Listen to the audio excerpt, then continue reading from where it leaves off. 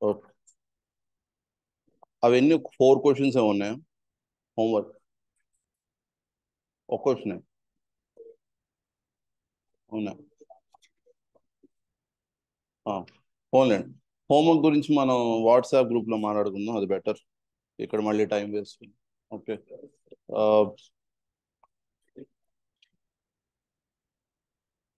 Forward rates మీదే 4 bits ఉన్నట్టున్నాయి కదా, లేదా?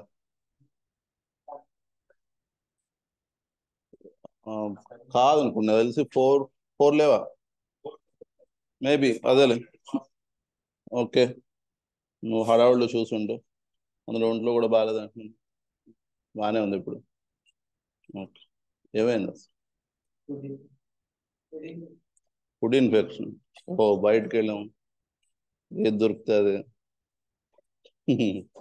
ఎగిరేవి పాకేవి. ఓకే. ఎనీవే,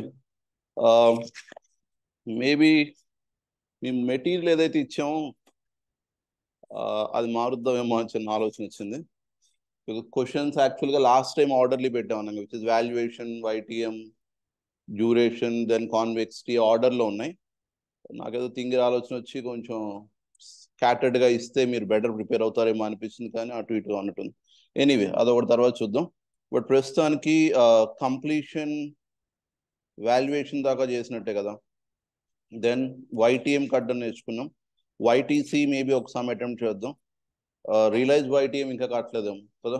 సో వైటీఎం కట్టాం, దెన్ డ్యూరేషన్ కట్టారు, దెన్ మోడిఫైడ్ డ్యూరేషన్ కట్టారు, దెన్ కాన్వెక్సిటీ కట్టారు, నిన్న ఫార్వర్డ్ రేట్స్ కట్టారు. ఓకే. సో వీటన్నిటిలో మేబీ ఫార్వర్డ్ రేట్స్ మీకు ఇప్పటికి అర్థం కాకపోయినా పర్లేదు, మళ్ళీ టచ్ చేస్తాం. రైట్. ఇవాళ ఈజీ టాపిక్ తీసుకుంటున్నాను నేను. ఎగ్జామినేషన్ దాకా ఫెయిర్లీ రిపీటెడ్, సే ప్రాబబ్లీ ఎవ్రీ 2-3 అటెంప్ట్స్కి ఒకసారి అడిగాడు అనుకోవచ్చు మీరు. సో రిఫండింగ్ ఆఫ్ బాండ్ అని, ఆర్ బాండ్ రిఫండింగ్, ఇది పెద్ద టఫ్ కాదు, ఫెయిర్లీ ఈజీ. ఒకే మోడ్ ఉంది మీ ఎగ్జామినేషన్ దాకా. సో ఒక 2-3 సమ్స్ ఉన్నాయి, మేబీ ఆ 2-3 సమ్స్ చేస్తే we're done with the topic refunding దాకా. దెన్ కన్వర్టబుల్ బాండ్స్ ఉన్నాయి, అది అయిపోతే ఆల్మోస్ట్ బాండ్ వాల్యుయేషన్ అయిపోయినట్టు. So bond refunding concept is nothing simple. మీరు ఆల్రెడీ కాలబుల్ బాండ్ అనే కాన్సెప్ట్ విన్నాం కదా. కాలబుల్ బాండ్ మీకు గుర్తుంటే మీరు ఏమన్నారు? Company has a right to call the bond కదా.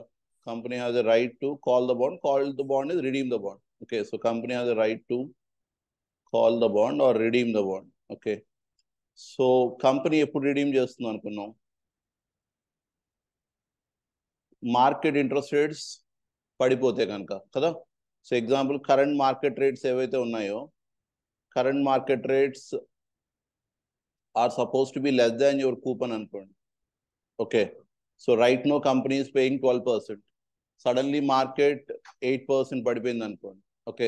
So obviously company has an advantage in redeeming the old bond and raising 8% bond కదా. సో అందుకని company has an advantage of around 4% ఏమో, right.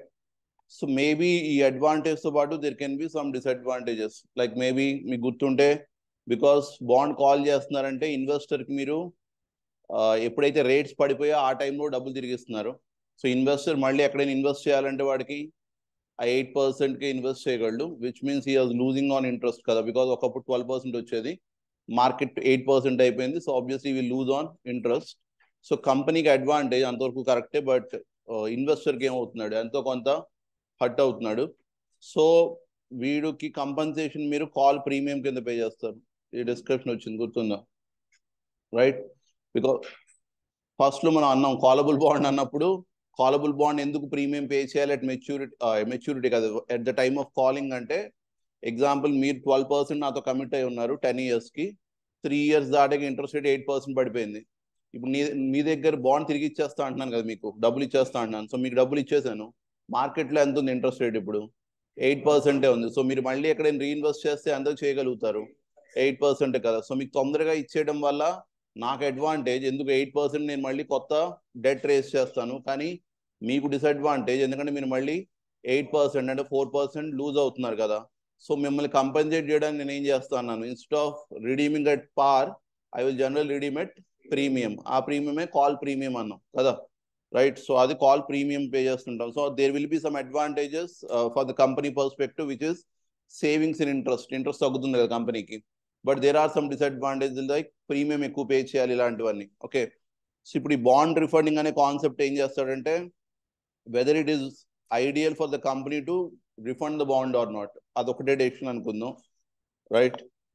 So whether it is ideal for the company to refund the bond or not. Okay, so similar to your capital budgeting decision where me inflows and outflows compare chesi, if at all the NPV is positive, go ahead with the project.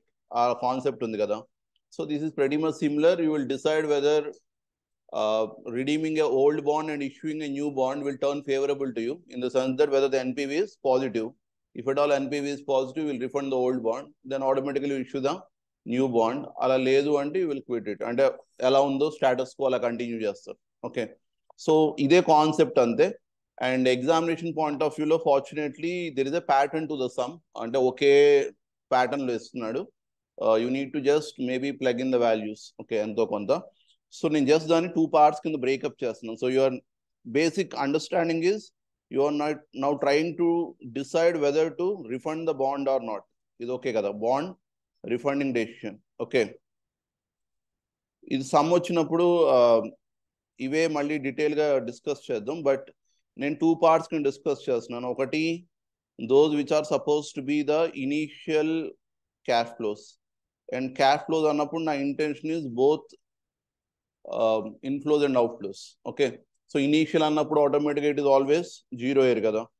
So ఇప్పుడు 0 year inflows కానీ outflows కానీ ఉన్నాయని. Okay, because of the decision to refund the bond. Okay, refund తిరిగి ఇచ్చేస్తున్నాను. Okay, దానివల్ల 0 yearలో అంటే immediate గా నాకు ఏం క్యాష్ ఫ్లోస్ ఉన్నాయి. ఓకే, ఇది ఒకటి.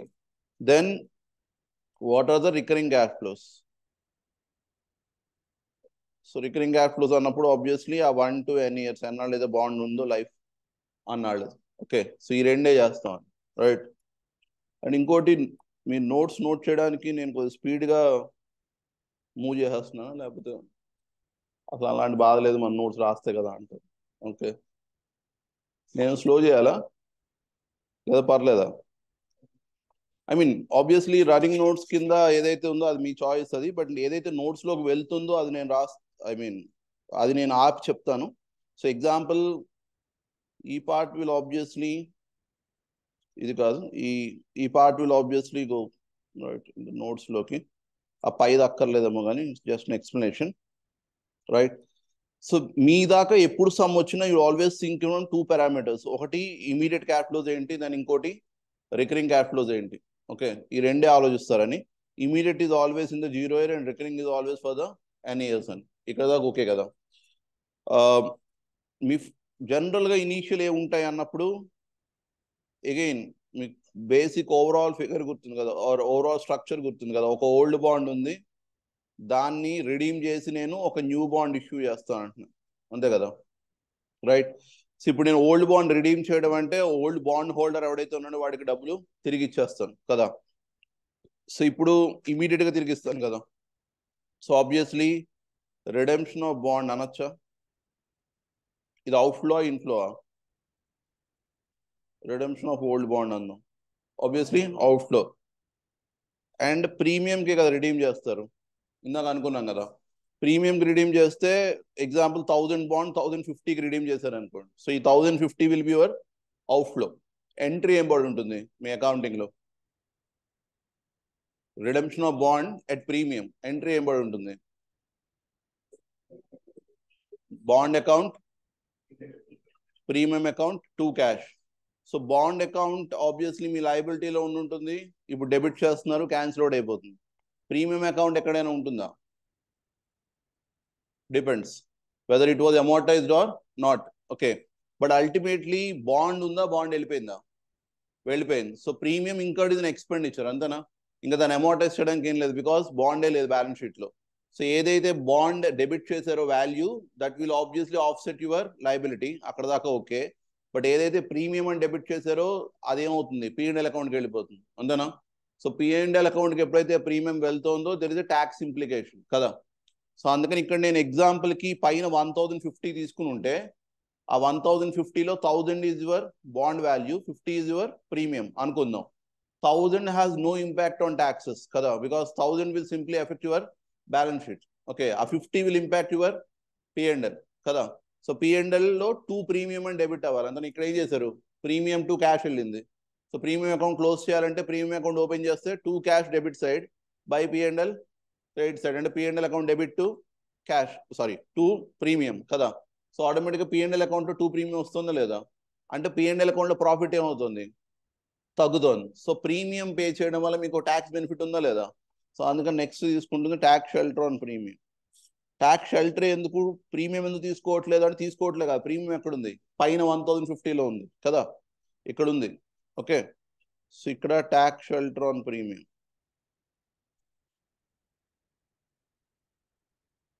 Tax shelter on premium positive and negative. Positive. Shelter is always positive, right? So tax shelter on premium is okay kada. Then obviously old bond redeem cheyalante or old bond issue చేసినప్పుడు మీరు కొన్ని flotation cost incur అయి ఉంటారు కదా. Flotation cost గుర్తుంది కదా, flotation cost is nothing but cost incurred in issuing of the bond, like brokerage charges కానీ, లేకపోతే ఈవెన్ బ్యాంకర్ చార్జెస్ కానీ, ఆర్ ఏఎంసీ మెయింటెనెన్స్ చార్జెస్ కానీ, ఇవన్నీ కలిపి మీరు ఏమన్నారు ఫ్లోటేషన్ కాస్ట్ అన్నారు. So which is nothing but cost incurred in issuing a bond or equity, ఏదైనా flotation cost. So flotation cost ఏదైతే ఇంకర్ అయి ఉంటారో ఓల్డ్ బాండ్కి, ఎగ్జాంపుల్కి అనుకుందాం, బాండ్ ఇష్యూ చేసినప్పుడు ఇట్స్ ఏ 10-year బాండ్ అనుకోండి. ఓకే, ఇష్యూ చేసినప్పుడు దెన్ ఫ్లోటేషన్ కాస్ట్ అప్పుడు 4 lakh అయింది అనుకుందాం. ఓకే, నేను ఇక్కడ రాస్తాను మీ క్లారిటీకి. సో బాండ్ ఇష్యూ చేసినప్పుడు it is a 10-year bond and flotation cost was suppose to B 4 lakhs అనుకోండి. ఓకే, ఎంట్రీ ఏం వేసి ఉంటారు అప్పుడు, సింపుల్ ఎక్స్పెండిచర్ కదా, ఎక్స్పెండిచర్ అకౌంట్ డెబిట్ అంటే flotation cost account debit 2 cash రాసి ఉంటారు, అంతేనా. 2 cash 4 lakh కదా. బట్ బాండ్ ఎన్నాళ్ళకు ఉంది, ఇది 10 years ఉంది. సో నేను ఇప్పుడు అమౌంటైజ్ చేశాను అనుకోండి, ఆబ్వియస్లీ బై P&L అకౌంట్ ఆ ఏడాదికి ఓన్లీ 40,000 తీసుకెళ్తాను, మిగతాది బై బ్యాలెన్స్ క్యారీడ్ డౌన్ 3,60,000 అంతేనా. ఇది ఫస్ట్ ఇయర్కి కదా. సెకండ్ ఇయర్కి ఏమై ఉంటుంది, 2 balance broad down 3,60,000 by P&L 40 and by balance carried down మళ్ళీ 3,20,000. ఇది ఓకేనా. థర్డ్ ఇయర్కి సిమిలర్ థింగ్ విల్ రిపీట్ కదా. జస్ట్ మళ్ళీ ఎక్స్టెండ్ చేసే బదులు నేను సెకండ్ ఇయర్ అయిపోయాక అంటే థర్డ్ ఇయర్ బిగినింగ్లో బాండ్ రిడీమ్ చేసేస్తున్నా అనుకోండి. ఓకే, బాండ్ రెడీ ఇందా కాన్సెప్ట్ అది కదా, రిఫండింగ్ ఆఫ్ బాండ్. ఓకే, బాండ్ తిరిగి ఇచ్చేస్తున్నాను. బాండే లేనప్పుడు దీని మీద ఏదైతే ఫ్లోటేషన్ కాస్ట్ ఉందో ఇది ఇంకా అమౌంటైజ్ చేస్తాను నెక్స్ట్ 8 yearsకి, అక్కర్లే కదా, మొత్తం అంతా ఏం చేస్తాను, రైట్ ఆఫ్ చేసేస్తాను. సో బై P&L ఎంత కదా. ఇప్పుడు దీని ఇంపాక్ట్ ఏంటి నా క్యాష్ ఫ్లోస్ మీద, ఇప్పుడు ఏమైనా క్యాష్ ఫ్లో పోతుందా, ఏం పోదు. ఎందుకు, ఎప్పుడో 4 lakh పే చేశాను 2 years బ్యాక్, ఇప్పుడు రిడీమ్ చేసినప్పుడు ఓన్లీ ఏం చేస్తున్నాను, రైట్ ఆఫ్ చేస్తున్నాను, అంతే కదా. రైట్ ఆఫ్ చేయడం వల్ల ఎక్స్పెండిచర్ తీసుకుంటున్నట్టు కదా. సో ప్రాఫిట్ తగ్గుతుంది కాబట్టి నాకు ట్యాక్స్ షెల్టర్ వస్తుంది, అంటే ఓన్లీ వచ్చేది ఏంటి, ట్యాక్స్ షెల్టర్, ఇంకా వేరే ఏం రాదు కదా.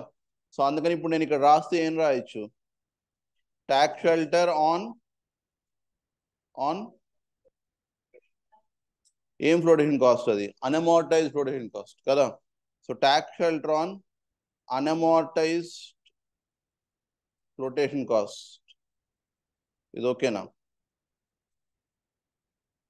Tax shelter on unamortized flotation cost, ఇది ఎలా వస్తుంది, unamortized portion into tax rate కదా. ఆ పైది కూడా ప్రీమియం ఇంటూ ట్యాక్స్ రేట్, ఇది మేము సమ్ వచ్చినప్పుడు చూద్దాం. ఇది unamortized portion into tax rate,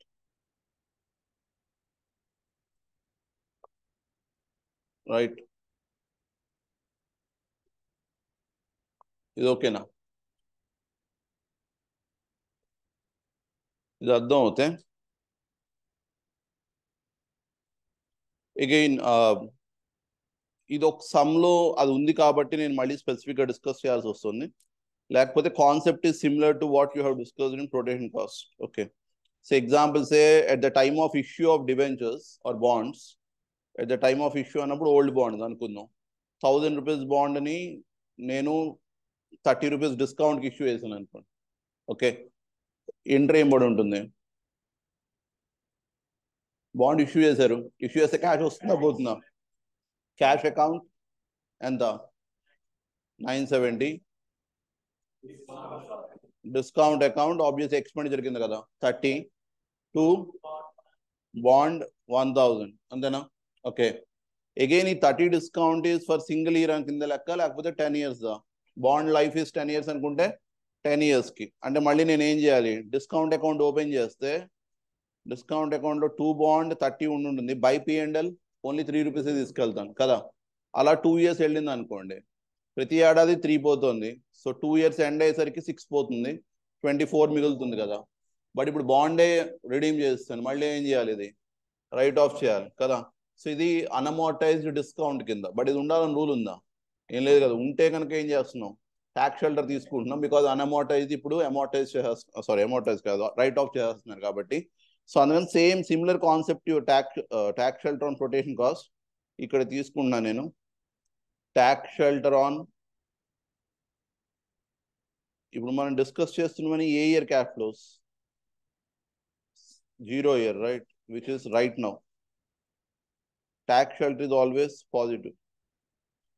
So unamortized discount into T. Okay. So it's H, which is similar to your protein cost. Then పాత బాండ్ రీపే చేయడానికి డబ్బులు ఎక్కడి నుంచి వస్తాయి? న్యూ బాండ్ ఇష్యూ చేస్తే కదా. So issue of new bond, inflow outflow? Inflow. Issue of new bond inflow.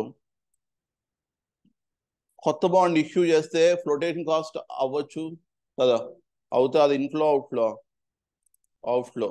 అది cash ఫ్లోయే కదా, అమోర్టైజేషన్ కాదు, right? So flotation cost on new issue, flotation cost on new issue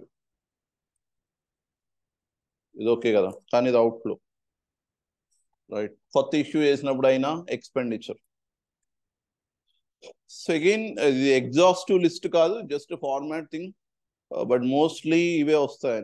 okay, కొత్త bond issue చేస్తున్నారు, పాత bond redeem చేస్తున్నారు. కొత్త bond issue చేస్తే inflows వస్తున్నాయి, పాత బాండ్ రిడీమ్ చేస్తే అవుట్ఫ్లోస్ అవుతున్నాయి. రిడెంప్షన్ ప్రీమియం చేస్తే దాని ప్రీమియం ట్యాక్స్ షెల్టర్ వస్తుంది, అండ్ ఆటోమేటిక్గా ప్రొటెక్షన్ కాస్ట్ ఏమైనా ఉంటే అన్అమోర్టైజ్ రైట్ ఆఫ్ చేస్తున్నారు, డిస్కౌంట్ ఉంటే రైట్ ఆఫ్ చేస్తున్నారు. కొత్త దాని మీద వచ్చిన ప్రొటెక్షన్ కాస్ట్ మీకు అవుట్ఫ్లో అవుతుందని. అగైన్ స్పెసిఫిక్ సమ్, ఒక సమ్లో వాడు ఏం చేశాడంటే ఎగ్జాంపుల్సే న్యూ బాండ్ వచ్చాక పాత బాండ్ ఇచ్చేయాలి కదా, ఆర్ పాత బాండ్ రిడీమ్ చేయాలి, రైట్? సో ఇప్పుడు ఈ రెండింటికి ఒక 2 months గ్యాప్ ఉంది అన్నాడు. ఓకే, అంటే ఎగ్జాంపుల్ న్యూ బాండ్ రేస్ చేశాను, రేస్ చేసాక ఒక 2 months తర్వాత నా ఓల్డ్ బాండ్ వెళ్ళిపోయింది.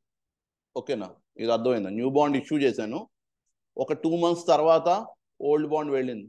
మామూలుగా అయితే ఏమవ్వాలి? New bond issue, old bond వెళ్ళిపోవడం, ఈ రెండు సైమల్టేనియస్ కావాలి. ఓకే, ఇది మీ ప్రిపరేషన్లో అనుకోండి, చాప్టర్ అయిపోయింది, 2 months తర్వాత మీరు చదువుదాం అనుకున్నారు. Okay, so which is time gap వచ్చిందని. ఓకే, ఇది కూడా కరెక్ట్ కాదేమో, 2 months అన్నది 2 years అనాలేమో. Okay, but anyway, so gap ఏదైతే ఉందో ఈ గ్యాప్ లో ఓవర్లాపింగ్ ఇంట్రెస్ట్ ఉందని. ఎందుకు? న్యూ బాండ్ ఇష్యూ అనేది అయిపోయింది, బట్ ఇంకా ఓల్డ్ బాండ్ 2 నెలల దాకా రిడీమ్ చేయలేదు. సో ఈ 2 months ఏమవుతుంది? న్యూ బాండ్ ఇంట్రెస్ట్ పే చేయాలి, ఓల్డ్ బాండ్ ఇంట్రెస్ట్ పే చేయాలి. సో దాన్ని వాడు ఓవర్లాపింగ్ ఇంట్రెస్ట్ అన్నాడు. ఓకే, అయితే న్యాయంగా అయితే time value of money apply 0 period లో అవ్వకూడదు కదా, అది 1 month 2 months, ఆ 2 months లో ఉంది. బట్ వాడు అంత కష్టం ఎందుకు అనుకున్నాడు, సో అది 0 year లో పడేసాడు. ఓకే, అంటే అక్కడ టైం వాల్యూ ఆఫ్ మనీ పెద్దగా వాడలేదు. Similar to working capital, generally మీరు టైం వాల్యూ ఆఫ్ మనీ వాడేవాళ్ళు కాదు కదా. ఎగ్జాంపుల్ 3 months తర్వాత డెడార్స్ వస్తారని మీరు ప్రెసెంట్ వాల్యూలు కట్టేవాళ్ళు కాదు, అలా అనుకోండి. ఓకే, బట్ ఇండైరెక్ట్ గా ఇంట్రెస్ట్ తీసుకునేవాళ్ళు, విచ్ ఇస్ మీ ఆపర్చునిటీ కాస్ట్ అని. బట్ ఎనీవే, సో సమ్హౌ మీ ఎగ్జామ్ మీ టెక్స్ట్ బుక్ వాడు అంత టైం వాల్యూ మనీ బ్రేకప్ చేయలేదు. సో మీరు డైరెక్ట్గా ఇక్కడ ఏం చేయొచ్చు అంటే 0 period అని రాసేయచ్చు. ఇది అగైన్ ఇది ఓన్లీ ఒక స్పెసిఫిక్ సమ్లో వచ్చిందని, అన్నిట్లో వస్తుందని రూల్ ఏం లేదు. సో ఓవర్లాపింగ్ ఇంట్రెస్ట్ ఎక్స్పెండిచర్ అవ్వాలి, ఇన్కమ్ అవ్వాలా? ఎక్స్పెండిచర్ అంటే ఎక్స్ట్రా ఎక్స్పెండిచర్ ఇంకర్ అవుతున్నారని మీకు ఓవర్లాపింగ్ ఇంట్రెస్ట్. ఇది అన్ని సమ్స్లో ఉండాలని లేదు, ఉంటే జస్ట్ మనం 0 పీరియడ్లో తీసుకుంటున్నాం. ఓవర్లాపింగ్ ఇంట్రెస్ట్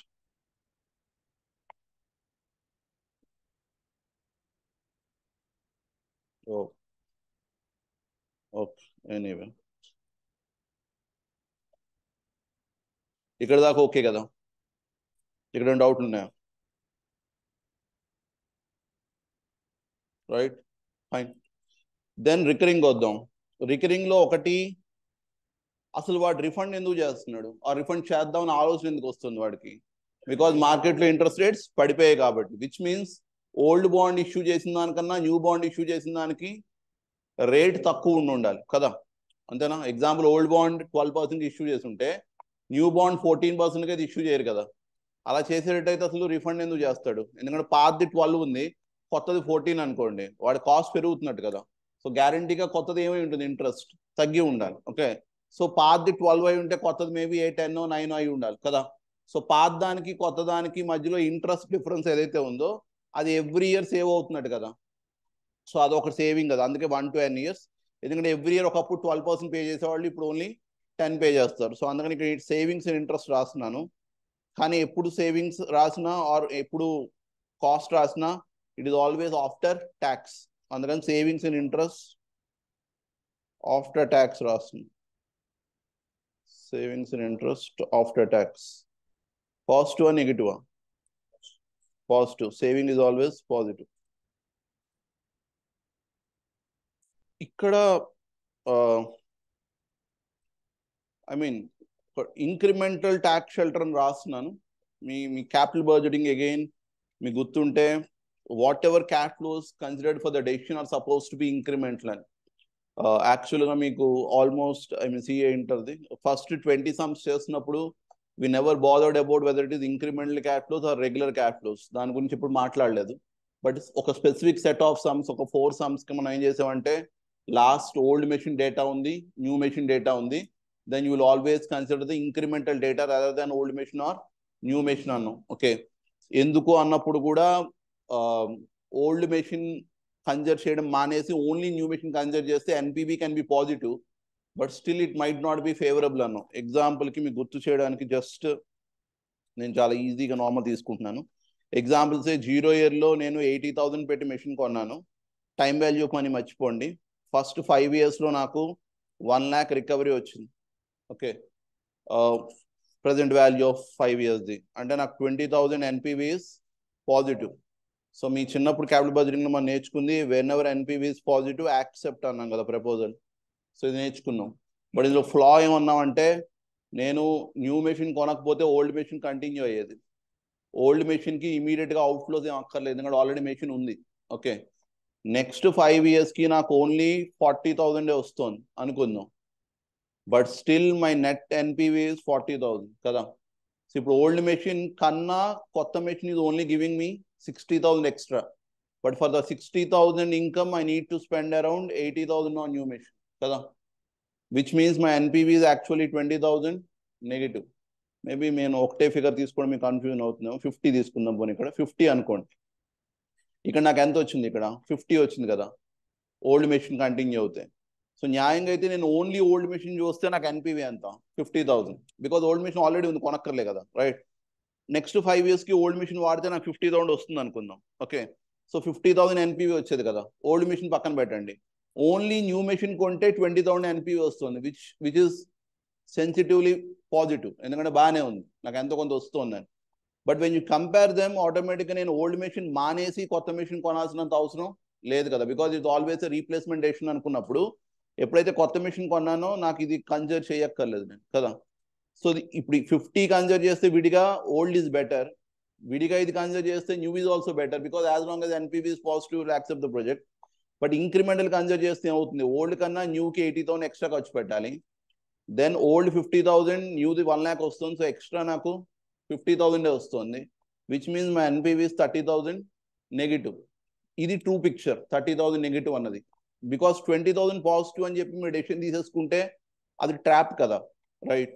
సో బేసిక్గా మీ ఆలోచన ఏంటి, ఒకప్పుడు 50,000 పాజిటివ్ వచ్చేది, కొత్త తీసుకుంటే ఓన్లీ 20,000 పాజిటివ్ వచ్చింది, which means there is a loss of 30,000. అది ఇక్కడ రిఫ్లెక్ట్ అవుతుంది కదా, 30,000 ఎన్పివి నెగిటివ్ అని. So unless you take incremental cash flow, the decision will not reflect the true nature of the impact of the decision అనుకోండి. Okay, so true impact will always be reflected only based on the incremental cash flows rather than, in fact, incremental కూడా కాదు, the better term is differential cash flows. తగ్గినా పెరిగినా you need to consider decremental or incremental, which is supposed to be differential cash flows. Okay, so same concept ఇక్కడ కూడా, you always need to consider the impact on the differential sense. Okay, this is explicit గా తెలుస్తుంది. Savings and interest అన్నప్పుడు last time saving 12% interest అనుకుని ఈసారి 10% అయితే there is saving of 2%, అది explicit గా తెలుస్తుంది కదా. But there are other things which are like flotation cost, tax shelter కానీ, లేకపోతే ఏది మీ డిస్కౌంట్ రేట్, ట్యాక్స్ షెల్టర్ కానీ, ఇవన్నీ కూడా ఎక్స్ప్లిసిట్ కాదు, బట్ మీరు తీసుకుంటున్నారు అనే comparison basis. Again this is also incremental. Sum వచ్చినప్పుడు I think you will have more clarity, but for now just understand that this is basically incremental tax shelter, and this can be on discount or flotation cost or both. Rendu avachchu. Discount or flotation. Tax shelter is always positive. This sum vachinappudu it can be negative also. Sum vachinappudu I think you will understand, but right now just understand that you are not taking a single cash flow, but it's always an incremental cash flow. అక్కడికి వచ్చినప్పుడు మీకు ఏమైనా doubt వస్తే చూద్దాం. న్యాయంగా మీకు అక్కడ కూడా ఒక డౌట్ వచ్చి ఉండాలి. ఓల్డ్ క్యాపిటల్ బడ్జెటింగ్ గుర్తుంటే సాల్వేజ్ వాల్యూ కూడా మీరు ఏం చేసేవాడిని, ఇంక్రిమెంటల్ తీసుకునేవాడు. ఓల్డ్ మెషిన్ది, న్యూ మెషిన్ది. But sale value of old machine ఏమో 0 ఇయర్లో తీసుకునేవాడు. సో మెషినే అమ్మేసినప్పుడు సాల్వేజ్ వాల్యూ ఎందుకు కంపేర్ చేస్తున్నావు అని అనుకునేవాడు. ఇప్పుడు అది నేను తవ్వాలా లేకపోతే అనవసరం? మీకు ఏమైనా సైట్ గుర్తుంటే తవ్వచ్చు మనం, లేకపోతే అనవసరంగా తవ్వి ఆ నీళ్ళలో నేనే మునగాలి. ఏమైనా లైట్ గుర్తుందా సాల్వేజ్ వాల్యూలు అవి? గుర్తుంటే మీకు ఏమనేవాళ్ళం అంటే 0 ఇయర్లో సేల్ ఆఫ్ ఓల్డ్ మిషన్ రాసేవాళ్ళం. ఓల్డ్ మిషన్ 30,000కి ఎందుకు అమ్మేశారని. కానీ మళ్ళీ టర్మినల్ ఇయర్ 5th ఇయర్లో కంపేర్ చేస్తున్నప్పుడు ఓల్డ్ మెషిన్ అమ్మితే ఎంత వస్తుంది అనేవాళ్ళం. దీనికి తేడా ఏంటి అనేవాళ్ళం అంటే, ఎగ్జాంపుల్ అమ్మితే ఇక్కడ 10,000 వస్తుంది అనుకుందాం. దీనికి తేడా ఏమనేవాళ్ళం అంటే ఇది నిజం అనేవాళ్ళు. 30,000 is a fact that నేను అమ్మేస్తున్నాను, immediately selling of the machine is a fact. 10,000 is what if I hold on the machine for the next 5 years. So it's a if case scenario. అవుతోందని కాదు, అవితే. ఓకే, అలా ఎందుకు అంటున్నారు అంటే, మరి మిగతావన్నీ కూడా incremental మీరు తీసుకున్నప్పుడు సేల్స్ మెషిన్ ఉందా ఓల్డ్ది? లేదు కదా. ఓల్డ్ మెషిన్ ఉంటే 10,000 అమ్మేవాళ్ళు, కొత్త మెషిన్లో 18,000 అమ్ముతున్నారు. సో ఇంక్రిమెంటల్ 8,000 కదా తీసుకుంటున్నారు. మరి ఓల్డ్ మెషిన్ సేల్స్ తీసుకుంటున్నారంటే మెషిన్ ఉంటే ఏమవుతుందనే కదా చేస్తున్నారు. అలాంటప్పుడు సాల్వేజ్ వాల్యూ దగ్గర మాత్రం డిస్క్రిమినేషన్ ఎందుకు? అది కూడా క్యాష్ ఫ్లో కదా. సో ఒకవేళ ఓల్డ్ మెషిన్ ఉంటే ఎంతకు అమ్మేవాళ్ళు, కొత్త మెషిన్ ఎంతకు అమ్ముతున్నారు, ఈ రెండింటి మధ్యలో ఉన్న ఇంక్రిమెంటల్ ఆర్ డిక్రిమెంటల్ని మీరు ఏం చేసేవాళ్ళు, సాల్వేజ్ వాల్యూ 10లో తీసుకునేవాడు. ఓకే, మీకు మేబీ మీ నోట్స్లు పొరపాటున ఉంటే కనుక సిఏ ఎంటర్ది ఉండవు. బట్ మీ క్యాపిటల్ బడ్జెటింగ్ యాక్చువల్గా మోస్ట్లీ తీసేయడం మీ దురదృష్టం అదృష్టం. అక్కడ సెన్సిటివిటీ అనాలిసిస్, సినారియో అనాలిసిస్ అవన్నీ ఉన్నాయి కదా, అవన్నీ మళ్ళీ ఇప్పుడు ఉన్నాయి. So same material copy paste చేశాడు. సో మేజర్లీ ఒక 6 పోర్షన్స్ అంటే సెన్సిటివిటీ ఆల్రెడీ మీకు తెలిసిందే, సినారియో తెలిసిందే, రిస్క్ అడ్జస్టెడ్ డిస్కౌంట్ రేట్ తెలిసిందే, దెన్ సర్టెనిటీ ఈక్వలెంట్ ఫ్యాక్టర్ తెలిసిందే, then standard deviation or variance కట్టడం తెలిసిందే, దెన్ కోఎఫిషియంట్ ఆఫ్ వేరియేషన్ కట్టడం తెలిసిందే. సో ఇవి మళ్ళీ రిపీట్ అవుతున్నాయి. కొత్తగా వస్తుంది అక్కడ డెసిషన్ ట్రీ అనాలిసిస్. మీ సిపిఈ మెటీరియల్ ఉండేది కానీ కొట్టేయండి అంటుండేవాళ్ళు, తీసాడు అప్పుడు అని మళ్ళీ ఇక్కడ ఇంట్రడ్యూస్ చేశాడు. సో సిమ్యులేషన్ నేర్చుకుంటారు. దెన్ సిమ్యులేషన్ అగైన్ మీకేం అంత లేదు, లైక్ మాంటే కార్లో అవన్నీ లేవు, సింపుల్ ఇచ్చాడు. డెసిషన్ ట్రీ అనాలిసిస్ అనే కాన్సెప్ట్ ఉంది, అది ఒకటి నేర్చుకుంటారు. Then inflation impact on capital budgeting అని అది ఒకటి నేర్చుకుంటారు. సో అవి నేర్చుకుంటున్నప్పుడు ఆటోమేటిక్గా మీ క్యాపిటల్ బడ్జెటింగ్ ఆ రాసేవాళ్ళు initial cash flows, cash inflows during life of the asset, and then మీ టెర్మినల్ వాల్యూస్ ఇవన్నీ. సో మళ్ళీ అవన్నీ మీకు ఎంతో కొంత వస్తాయి. అక్కడ ఆల్రెడీ మీరు నేర్చుకున్నారు కదా అంటాను నేను.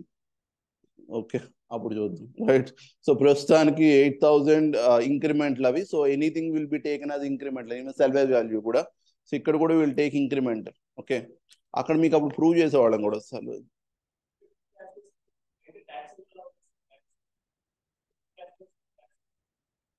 క్యాష్ ఫ్లో అన్నప్పుడు it need not always been inflow. It can also be outflow కాబట్టి సో ఎగ్జాంపుల్ ఒకప్పుడు 8,000 అయ్యేది, ఇప్పుడు ఆర్ 80,000 అయ్యేది, ఇప్పుడు 1 lakh అవుతుంది ఎక్స్పెండిచర్. నా ఇంక్రిమెంటల్ ఎక్స్పెండిచర్ అంతా 20,000 ఎక్స్పెండిచర్ అవుతే మార్క్ మంచిదే కాన్సెప్ట్ కదా. సో ఎక్స్పెండిచర్ ఎప్పుడు ఇంకర్ అయినా ఏమవుతుంది, you always incur tax shelter. So tax 20% అనుకోండి, మీ ట్రూ ఎక్స్పెండిచర్ ఎంత, ఓన్లీ 16,000 కదా, because of that 4,000 tax shelter. ఒకటి. రెండోది, you are trying to compare amortizations at previous bond and amortizations of the new bond, which means amortization of flotation cost. Example పాత bond 4 lakhs ఉంది అనుకుందాం, పాత bond life 15 years అయితే మళ్ళీ round figure అవుదా, 15 చేస్తే కనుక 4 lakh by 15 somewhere around 26,666 something. So ఇది మీ flotation cost కదా పాత దానికి. ఇప్పుడు 5 years అయిపోయింది అనుకుందాం, ఎందుకు వచ్చిన పార్ట్ లేదు, రౌండ్ ఆఫ్ చేద్దాం. ఓకే, 3 lakh డివైడ్ బై 15 అనుకుందాం. సో ఈ 20,000 కదా ఎవ్రీ ఇయర్. ఓకే, 5 years అయిపోయింది ఓల్డ్ బాండ్, రైట్. 5 years అయిపోయింది అంటే 5 into 20 1 lakh అమోర్టైజ్ అయిపోయి ఉంటుంది కదా. సో అన్అమోర్టైజ్ పోర్షన్ ఎంత ఉంటుంది, 2 lakh ఉంటుంది ఇక్కడ. ఓకే కదా, 3 lakh అప్పుడు ఇంకర్ అయ్యారు 5 years బ్యాక్, ఇప్పుడు రిడీమ్ చేస్తున్నారు. ఆ 3 lakh ఎవ్రీ ఇయర్ 20,000 రిడీమ్ అమోర్టైజ్ చేస్తారు. సో ఇప్పటికి ఎంత ఉంటుంది, 2 lakh. కొత్తగా నేను బాండ్ ఇష్యూ చేశాను కదా, దాని ఫ్లోటేషన్ కాస్ట్ అండ్ దాని లైఫ్ 10 years అనుకోండి. ఓల్డ్ బాండ్ లైఫ్ కూడా రిమైనింగ్ ఎంత ఉంది, 10 years కదా, ఎందుకంటే 15 years టోటల్, 5 years క్రితం ఇష్యూ చేసి ఇప్పుడు ఎంత ఉంటుంది, 10 years. కొత్త బాండ్ ఇష్యూ చేయడమే 10 years కి ఇష్యూ చేశాను. ఇష్యూ చేసినప్పుడు నా ఫ్లోటేషన్ కాస్ట్ ఓన్లీ 1,50,000 అనుకోండి. ఓకే, సో ఇప్పుడు ఇక్కడ ఏమవుతుంది, ఒకప్పుడు 2 lakh అంటే ఎవ్రీ ఇయర్ ఎంత అమోర్టైజ్ చేసామండి, 20,000. ఇప్పుడు ఎంత అమోర్టైజ్ చేస్తున్నాను, 15,000 కదా. సో ఈ కేసులో there is a loss for me. ఎందుకు, ఒకప్పుడు 20,000 మీద అమోర్టైజేషన్ క్లెయిమ్ చేస్తే tax shelters example tax rate 30% అనుకోండి, ఒకప్పుడు 6,000 ట్యాక్స్ షెల్టర్ వచ్చేది, ఇప్పుడు ఓన్లీ 4,500 వస్తుంది. So because of the redemption of old bond there is a loss in the tax shelter to the extent of 1,500. So ఇది అవ్వచ్చు కదా. అదే ఇక్కడ 1,50,000 బదులు నేను 2,50,000 అన్నాను అనుకోండి, అప్పుడు అది గెయిన్ అయిపోతుందా లేదా. సో అందుకని గెయిన్ అవ్వచ్చు, లాస్ అవ్వచ్చు. ఓకే, సో ఎనీవే, సో మీకు ఈ స్ట్రక్చర్ అర్థం అవుతే ఈ పార్ట్ దాకా, ఐ థింక్ సమ్ వచ్చినప్పుడు you will like better understand it, బేసికల్ నెంబర్స్ ప్లగిన్ చేస్తే. సో ఇక్కడ దాకా చూడండి, ఇక్కడ ఏమన్నా అర్థం కాకపోతే అడగండి. దీంట్లో సమ్ చేద్దాం, సో దట్ ఇది ఐసిఏ ఎగ్జామ్ సమ్స్ ఒక మోడల్ ఉంది, ఆ మోడల్ ఇంక్లూడ్ చేద్దాం ఇందులో. Most of the things will again same ఇక్కడ రిపీట్ అయినవే ఉంటాయి. కాబట్టి ప్రెజెంటేషన్ అక్కడ 0 year విడిగానే and 1 to n years సపరేట్గా చూద్దాం, ఏబీ లాగా. ఓకే, దెన్ సిఎన్పివి కడతాం. ఓకే, సో ఇది ఓకేనా, ఇక్కడ ఏమైనా డౌట్స్ ఉన్నాయా? రైట్, రోజు 1 గంటన్నర సేపు నా మీద నాకు డౌట్ వస్తుంటుంది మీ క్లాస్ చెప్తున్నప్పుడు. నాకేమైనా వచ్చా, మీకేమైనా అర్థమైందా, మీరు జాలీగా చూస్తున్నారా నన్ను, నాకు వచ్చా. ఎనీవే, మనం ఏ టాపిక్లో ఉన్నాం, bond valuation. Okay, bond valuation ఇది ఓన్లీ టాపిక్, ఇది పార్ట్ ఆఫ్ ఎ చాప్టరా, పార్ట్ ఆఫ్ ఎ చాప్టర్ అనుకున్నాం, విచ్ ఇస్ సెక్యూరిటీ వాల్యుయేషన్. మీరు పర్లేదు నేలకేసి కొట్టండి, కానీ నా మీద కొట్టకండి. మీ కోపాన్ని ఎలా ప్రదర్శించినా ఓకే, నా మీద తప్ప. ఓకే, అలాగని ఇది పడేసి మీరు ఎలా ప్రదర్శించినా ఓకే అన్న రికార్డ్ కూడా అవుతుంది అనుకో. ఓకే, రిఫండింగ్ ఇది వితౌట్ ఎనీ డిస్కౌంట్ రిఫండింగ్, ఈజీ, ఇది చేద్దాం ముందు. So question number 21. ఓకే, ఇది మోస్ట్లీ నాకు తెలిసి మీరు లీడ్ చేయగలరు, easy. So question number 21.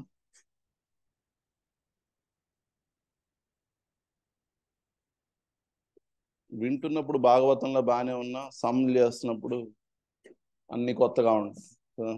Okay, so anyway, so fine.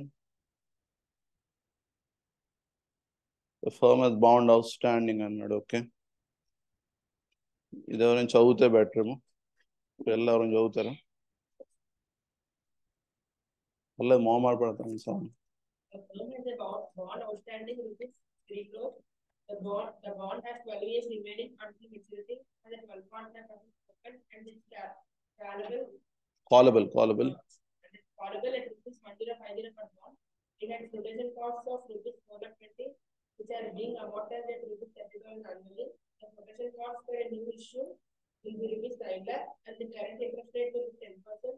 The after-tax cost of the debt is 6%. So the first refund outstanding debt so delayed versus until operating income tax rate at 50%, right? So again, sum చదువుతున్నప్పుడు ఆ numbers ఏవైతే కనిపిస్తున్నాయో ఆ numbers 0 year లో వస్తున్నాయా లేకపోతే 1 to n years వస్తున్నాయా, just మీ back of the mind run అవుతే బెటర్. సో ఎగ్జామ్ లో a firm has a bond outstanding of 3 crores అన్నప్పుడు ఆటోమేటిక్గా it suppose to be old bond కదా. సో ఓల్డ్ బాండ్ రిడీమ్ చేస్తే మీరు outflow అది, రైట్? అయితే రిడెంప్షన్ ఎంత అని చెప్పాడు, 5% ప్రీమియం అన్నాడు అంతేనా. And is callable at 1050. Okay, అంటే 1000 బాండ్ ని 1050 కాల్ చేస్తున్నాడు కదా, అంటే ఎంత ప్రీమియం ఇస్తున్నాడు, 5% కదా. 50 is 5%, అంటే 3 crore మీద కూడా 5% ప్రీమియం ఇస్తాడు కదా, అంటే 3 crore 15 lakh ఇస్తాడు అంతేనా. సో నేను దాంతో స్టార్ట్ చేయొచ్చా, which is redemption of old bond. Okay, so నేను ముందు ఓల్డ్ బాండ్ సంబంధించి క్యాష్ ఫ్లోస్ తీసుకుంటున్నాను, దెన్ న్యూ బాండ్కి వద్దాం. ఓకే, సో ఇదే ఫార్మాట్ వస్తుంది మోస్ట్లీ. ఆటోమేటిక్ కావాలని మరి 100కి వాడు 1050 రిడెంప్షన్ చేయడని, అందుకని వాడు ఇవ్వలేదు. బట్ మీరు అన్నది కరెక్టే, బట్ ఆటోమేటిక్గా 1050కి నియరెస్ట్ ఇస్ 1000 కాబట్టి, అన్లెస్ అది మరీ కన్ఫ్యూజింగ్ 250 ఇచ్చాడు అనుకో, అప్పుడు మేబీ మీరు ఆలోచించాలి అది 200 100 అని. బట్ 1050. ఓకే, ఐసీఏ వాడు మనందరం వాడికి ఆత్మీయులు అనుకుంటాడు, ఏం చెప్పకుండానే అర్థం చేసుకోవాలని వాడు ఎక్స్పెక్ట్ చేస్తాడు. ఓకే, సో మీరు అనుకున్నా అనుకోకపోయినా వాడు అనుకుంటాడు. Okay, right. So first initial cash flows కదా, initial cash flows 0 year. 0 year మీరు ఎగ్జామ్ రాయక్కర్లేదు, జస్ట్ ఇక్కడ నేను కావాలని రాస్తాను 0 year. Okay, so first redemption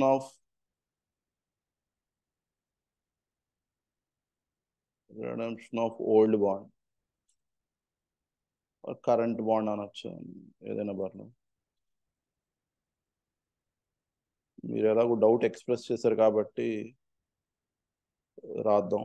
1050/1000 అని రాస్తున్నాను. 1000 is the face value, లేకపోతే 105% రాసేద్దాం అనుకున్నాం. 5% is ప్రీమియం కదా. ఓకే, సో 3 crore 15 lakh ఇది ఇన్ఫ్లో అవుట్ఫ్లో.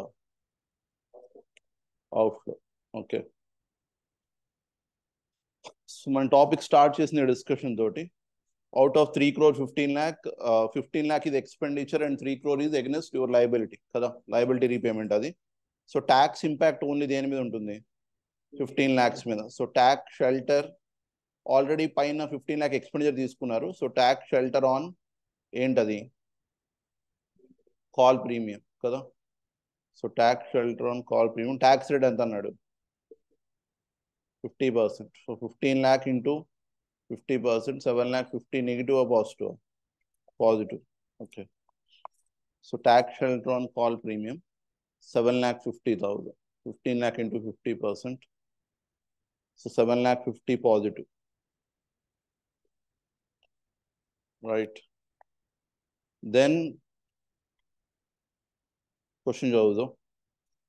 సో మీ ఫస్ట్ లైన్ ఇంపాక్ట్ అప్లై చేసాం, which is 3 crores and then 1,050 per bond, so which is obviously a premium. అది కూడా the bond has 12 years అన్నాడు, remaining until maturity, has a 12.5% coupon and is callable at 1,050.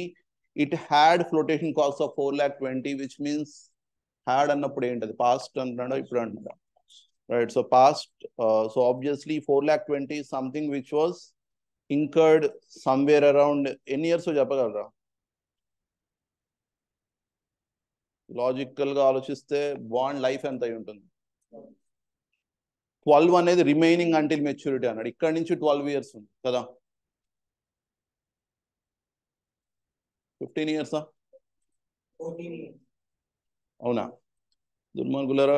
4,20,000 every year ఎంత అన్నాడు, 30,000 కదా. Divide by 14 చేస్తారు. Okay, but ఇప్పుడు ఎంత ఉంది అన్నాడు, 3,60,000 అన్నాడు ఎక్కడో. నేను 12 into 30,000 3,60,000 అవుతుంది కదా, అంతేనా?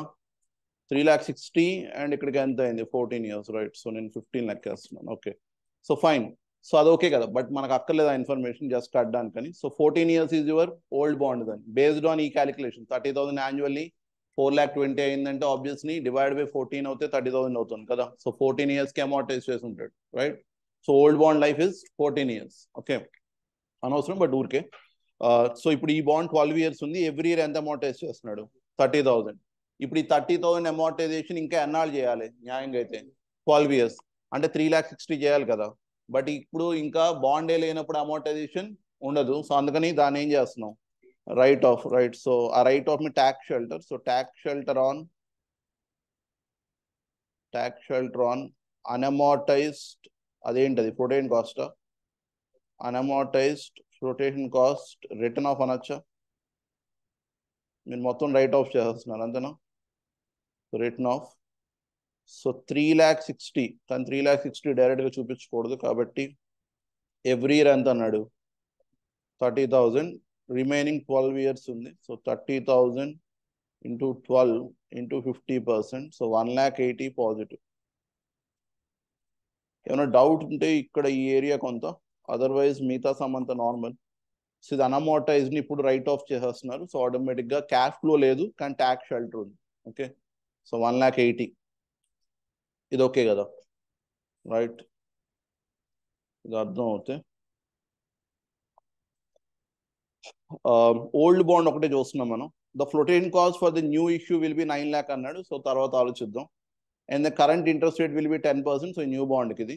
The after tax cost out rate 6%. So మీరు అబ్జర్వ్ చేస్తే ఓల్డ్ బాండ్కి ఇంకేం లేదు. ప్రీమియం ఆల్రెడీ తీసుకున్నాం. ఫేస్ వాల్యూ ఏదైతే ఉందో 3 crore అది తీసుకున్నారు. 15 lakh ప్రీమియం తీసుకున్నారు. Then 4,20,000 flotation cost write off చేశారు, అది తీసుకున్నారు. సో ఓల్డ్ బాండ్ దాకా we're done. New bond issue చేయాలి కదా. ఎందుకు ఇష్యూ చేస్తున్నా అన్న డిస్కౌంట్ అని ఏం చెప్పలే కదా. సో ఆటోమేటిక్గా 3 crore ఇష్యూ చేస్తున్నాడు. ఓకే, సో ఇక్కడ రాస్తున్నాను అదే నేను, issue of new bond. Issue of new bond. ఒక్కొక్కసారి ఇష్యూ ఆఫ్ బాండ్ ప్రీమియం అని చెప్తే ప్రీమియం కూడా వస్తుంది, బట్ ఇక్కడ ఏం చెప్పలేదు. So issue of new bond 3 crores issue చేస్తే obviously it is positive. So 3 crores positive. Okay, issue of new bond. But కొత్త బాండ్ ఇష్యూ చేస్తే మీకు ఏమవుతుంది అన్నాడు? ఫ్లోటేషన్ కాస్ట్ అవుతుంది అన్నాడు కదా. ఫ్లోటేషన్ కాస్ట్ ఇప్పుడు ఇమీడియట్గా డబ్బులు పే చేయాలి కదా. So flotation cost on new issue ఎంత అని చెప్పాడు? 9 lakh అనుకోండి కదా. 9 lakh నెగిటివ్. ఇది ఓకే కదా.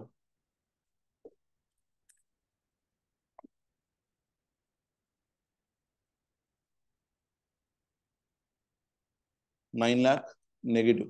ఓకే, సో మీరు పైన అబ్జర్వ్ చేసి ఇంచుమించు ఆ ఫార్మాట్దే మనం ఇక్కడ రిపీట్ చేస్తున్నాం. ఫస్ట్ రిడెంప్షన్ ఆఫ్ బాండ్ అన్నాం, ఇప్పుడు తీసుకున్నారు కదా అది రిడెంప్షన్ ఆఫ్ బాండ్. ఇక్కడ ఈ సమ్లో 3 crore 15 lakh కదా. Tax shelter on call premium అది 15 lakh మీద 50%. Tax shelter on unamortize flotation cost 30,000 into 12 into 50%, 1,80,000. Tax shelter on unamortize discount ఈ సమ్లో లేదు కాబట్టి తీసుకోలేదు. Then issue of new bond, ఇది ఆబ్వియస్లీ ఇప్పుడు 3 crore తీసుకున్నాం. Flotation cost on new issue so which is 9 lakh ఇప్పుడు తీసుకున్నారు కదా.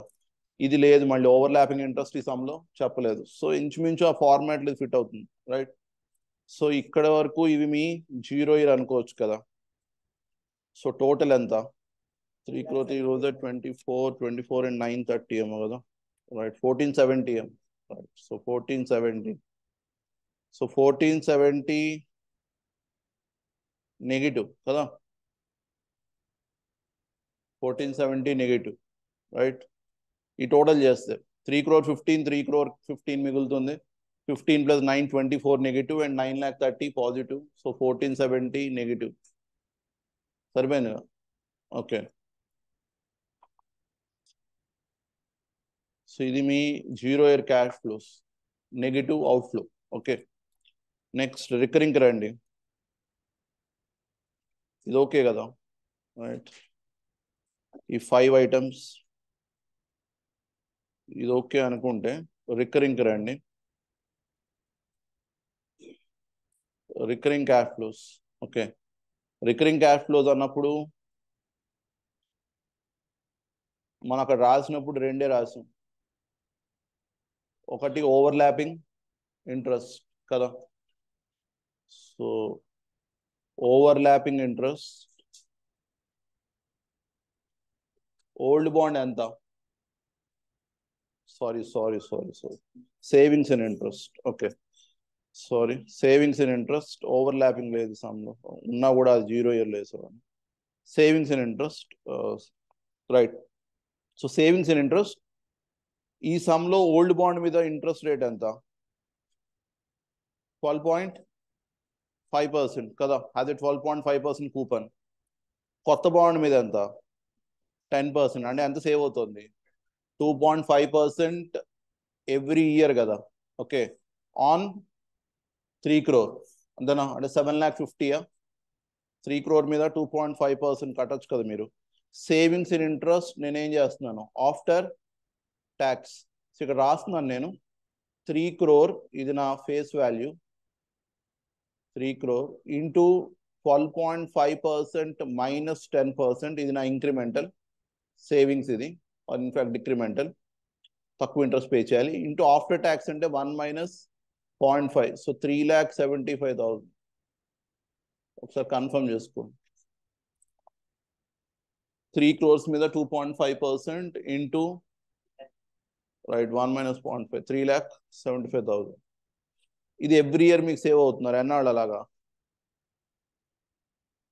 12 years అంతేనా?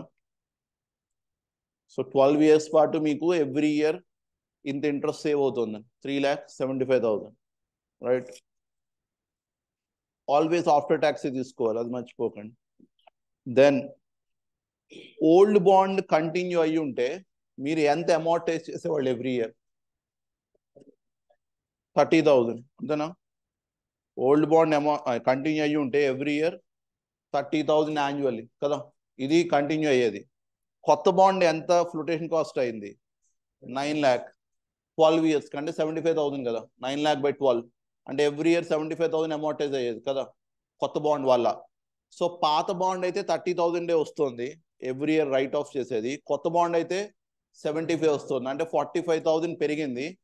పెరిగిందంటే అమౌంటైజేషన్ ట్యాక్స్ తగ్గాలి కదా. సో 45,000 into 50%, 22,500 ట్యాక్స్ షెల్టర్ రావాలి, ఇంక్రిమెంట్. ఓకే, సో అదే నేను రాస్తున్నాను ఇక్కడ. ఇక్కడ ఏమైనా డౌట్ ఉంటే చూడండి. So which is incremental tax shelter on flotation cost amortization. So just 9 lakh divided by 12 is 75,000 minus what 30,000 ఇచ్చేసాడు. సో మళ్ళీ నేను కట్టట్లేదు. 30,000 per annum అన్నాడు కదా, 30,000. సో నా increment is 45,000 into tax shelter అంటే ఇప్పుడు 50% ట్యాక్స్ రేట్. 1 minus t కాదు కదా, ఆఫ్టర్ ట్యాక్స్ అయితే 1 minus t. ట్యాక్స్ షెల్టర్ అయితే డైరెక్ట్ 50%. సో 22,500. పాజిటివ్ ఆ నెగిటివ్? ఇక్కడ positive, it can also B negative. Okay, so ఇక్కడ ఎందుకు పాజిటివ్ అంటే ఒకప్పుడు 30,000 మీదే బెనిఫిట్ వచ్చేది, ఇప్పుడు 75,000 మీద. సో మీరు అలా కట్టినా ఓకే. 30,000 మీద బెనిఫిట్ ఎంత? 50% కదా, సో 15,000. ఇప్పుడు మీకు ఎంత మీద వస్తుంది? 75,000 మీద 50%, 37,500. 15,000కి 37,500కి డిఫరెన్స్ ఇస్ 22,500. ఓకే, సో ఎలా అనుకున్నా ఓకే, ఏ రాయినా ఓకే. సో ఇంకేమున్నాయా? థింక్ అంతే. క్యాష్ ఫ్లోస్ మీరు అబ్జర్వ్ చేస్తే అన్ని కన్సిడర్ చేశారు మీరు. ఈ 420 తీసుకున్నారు, 3 lakh 3 crore తీసుకున్నారు, 30,000, 1,050 కన్సిడర్ చేసి 9 lakh కన్సిడర్ చేశారు. 9 lakh పైన వేసాం కదా. ఓకే, సో ఇది 397,500. ఇది ఎవ్రీ ఇయర్ వచ్చే ఇన్ఫ్లో. ఓకే, ఇది inflow every year, right. So last step. So 397,500 positive అది. లాస్ట్ స్టెప్ ఎన్పివి కడుతున్నాం. ఓకే, ఎన్పివి మీ సమ్మరీ లాగా చిన్నప్పుడు ఇయర్ సిఎఫ్ఏటి వేసేవాళ్ళు కదా. ఇయర్ 0 ఎంత? ఇక్కడ 1470. 1 to 10 ఎంత? 3,97,500. So NPV recurring cash flows అయితే ఫార్ములా ఏంటి?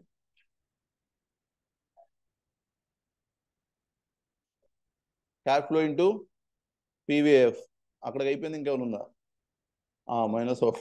ఓకే, సో క్యాష్ ఇన్ఫ్లోస్ అనుకుంటే inflows per annum into PVF. అక్కడ కేఓ వాడేవాళ్ళు కదా, ఇక్కడ కేవో రాయట్లేదు నేను, బట్ జనరల్ మీ లాజిక్ ఏం చెప్తుందంటే ఈ డెసిషన్ అంతా దేనికి రిలేటెడ్, బాండ్ రీపే చేయాలా వద్దా కదా. అక్కడ క్యాపిటల్ డెసిషన్ అనేది ప్రాజెక్ట్ యాక్సెప్ట్ చేయాలా వద్దా. ఒక ప్రాజెక్ట్ టేకప్ చేసేటప్పుడు మీ క్యాపిటల్ ఎక్కడి నుంచి రావచ్చు, ఈక్విటీ రావచ్చు, డెట్ రావచ్చు, ప్రిఫరెన్స్ రావచ్చు, కాబట్టి కేవో తీసుకునేవాడు. బట్ ఇక్కడ బాండ్ అనగానే ఆటోమేటిక్గా it's only related to debt కాబట్టి కుదిరినంత వరకు ఆ డేటా ఇచ్చేస్తే ఓకే, ఇవ్వకపోతే కాస్ట్ ఆఫ్ డెట్ వాడతాం. Okay, minus outflows. So inflows 3,97,500 into PVAF KD పక్కన పెడితే 12 years కావాలి, మైనస్ అవుట్ఫ్లో 14,70,000. కేడి గురించి ఏదో చెప్పినట్టున్నాడు సామ్లో, ఎంత అన్నాడు? 6%. The after tax cost of debt is 6%. Okay, అయితే ఒక్కొక్కసారి ఎగ్జామ్లో ఏమవుతుందంటే వాడు కాస్ట్ ఆఫ్ డెట్ ఇవ్వడు. ఓకే, అంటే 6% ఇచ్చాడు కదా, అది ఇవ్వడు. ఇవ్వకపోతే మీరు ఏం చేస్తారంటే కొత్త బాండ్ ఎంతకి ఇష్యూ చేశాడు, 10% కదా. ఇప్పుడు బాండ్ 10% ఇష్యూ చేశారంటే రైట్ నో మార్కెట్లో అంతే ఇంట్రెస్ట్ రేట్స్ ఉండి ఉంటాయి కదా. సో అందుకని మీ కాస్ట్ ఆఫ్ డెట్ అప్పుడు 10% తీసుకుంటారు, కానీ అది బిఫోర్ ట్యాక్స్ కదా. సో ఆఫ్టర్ ట్యాక్స్ అంటే ఇంటూ 1 - 0.5 చేసి 5% తీసుకుంటారు. సో ఇదే సమ్లో వాడు కాస్ట్ ఆఫ్ డెట్ 6% ఇచ్చుండకపోతే మీరేం చేసేవాళ్ళు అంటే డిస్కౌంట్ ఎట్ 5% చేసేవాళ్ళు. 5% ఎలాగా అంటే కొత్త బాండ్ రేట్ ఎంత ఉందో అది ఇంటూ 1 - t. ఓకే, సో ఇది అర్థం అవుతే ఇది ఆన్సర్ ఎంత. పీవీఏఎఫ్ అంటే కార్తిక్ గారు చెప్తారు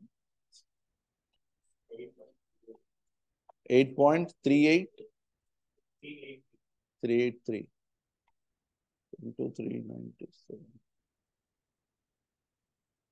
minus 15.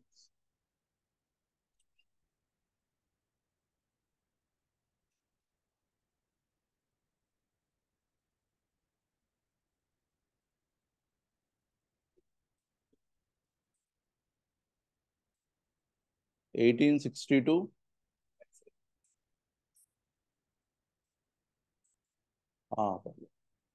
సో ఇది ఎన్పివి పాజిటివ్. ఎన్పివి కదా, ఇది ఇన్ఫ్లోస్ కాదు, అంతేలేండి. 32 ఎంత రావాలి. Okay, so fine. ఇది మీ ఎన్పివి. ఎన్పివి పాజిటివ్ కాబట్టి it is better to refund the bond. Okay, so conclusion అది రాస్తారు.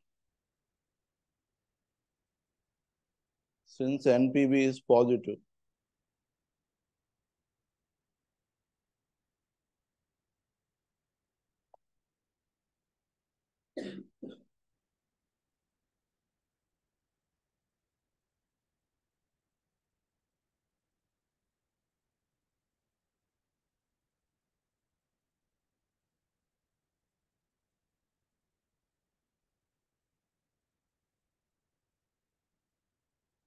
so since NPV is positive, it is beneficial to refund the bond.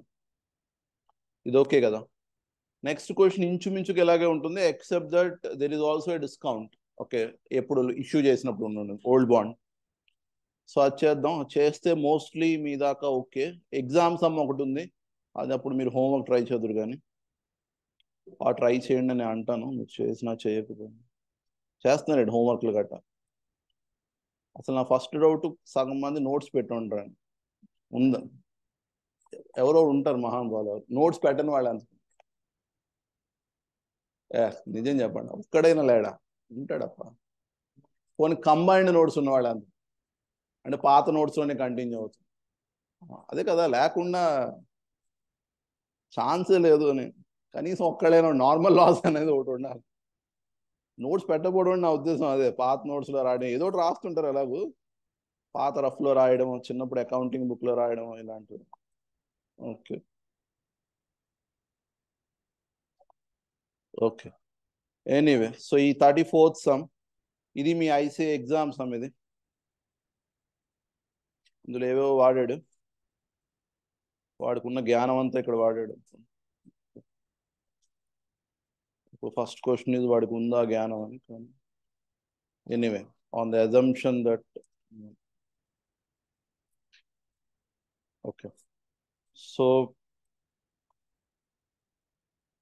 1 second మీరు చదివేస్తారు సార్.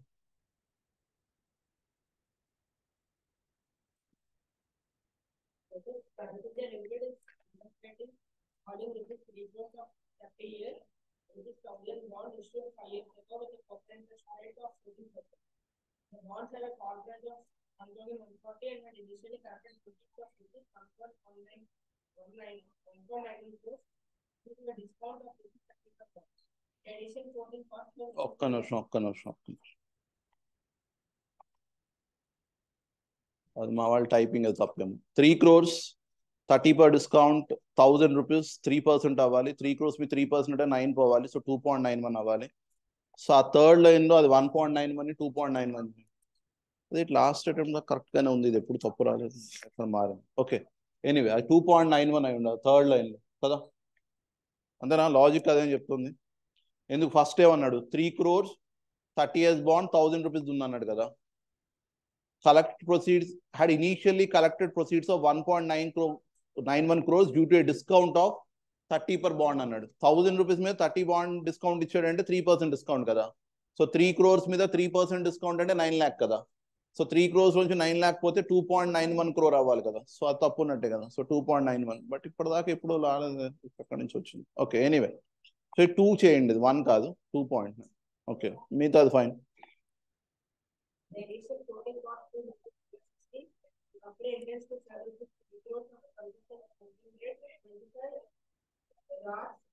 అది ఇయర్సే, అది మా వాళ్ళ టాలెంట్ అది. Okay, 25 years bond.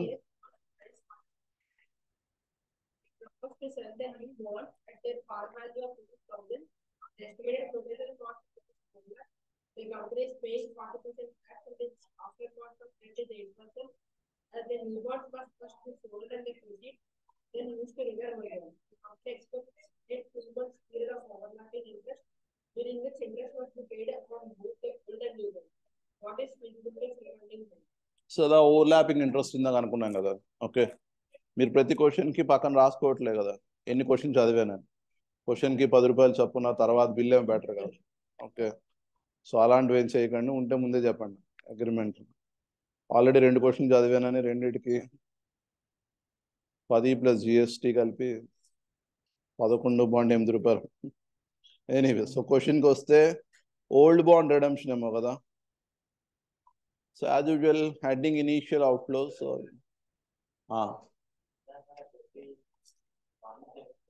ఇందాక 21 క్వశ్చన్. ఓకే,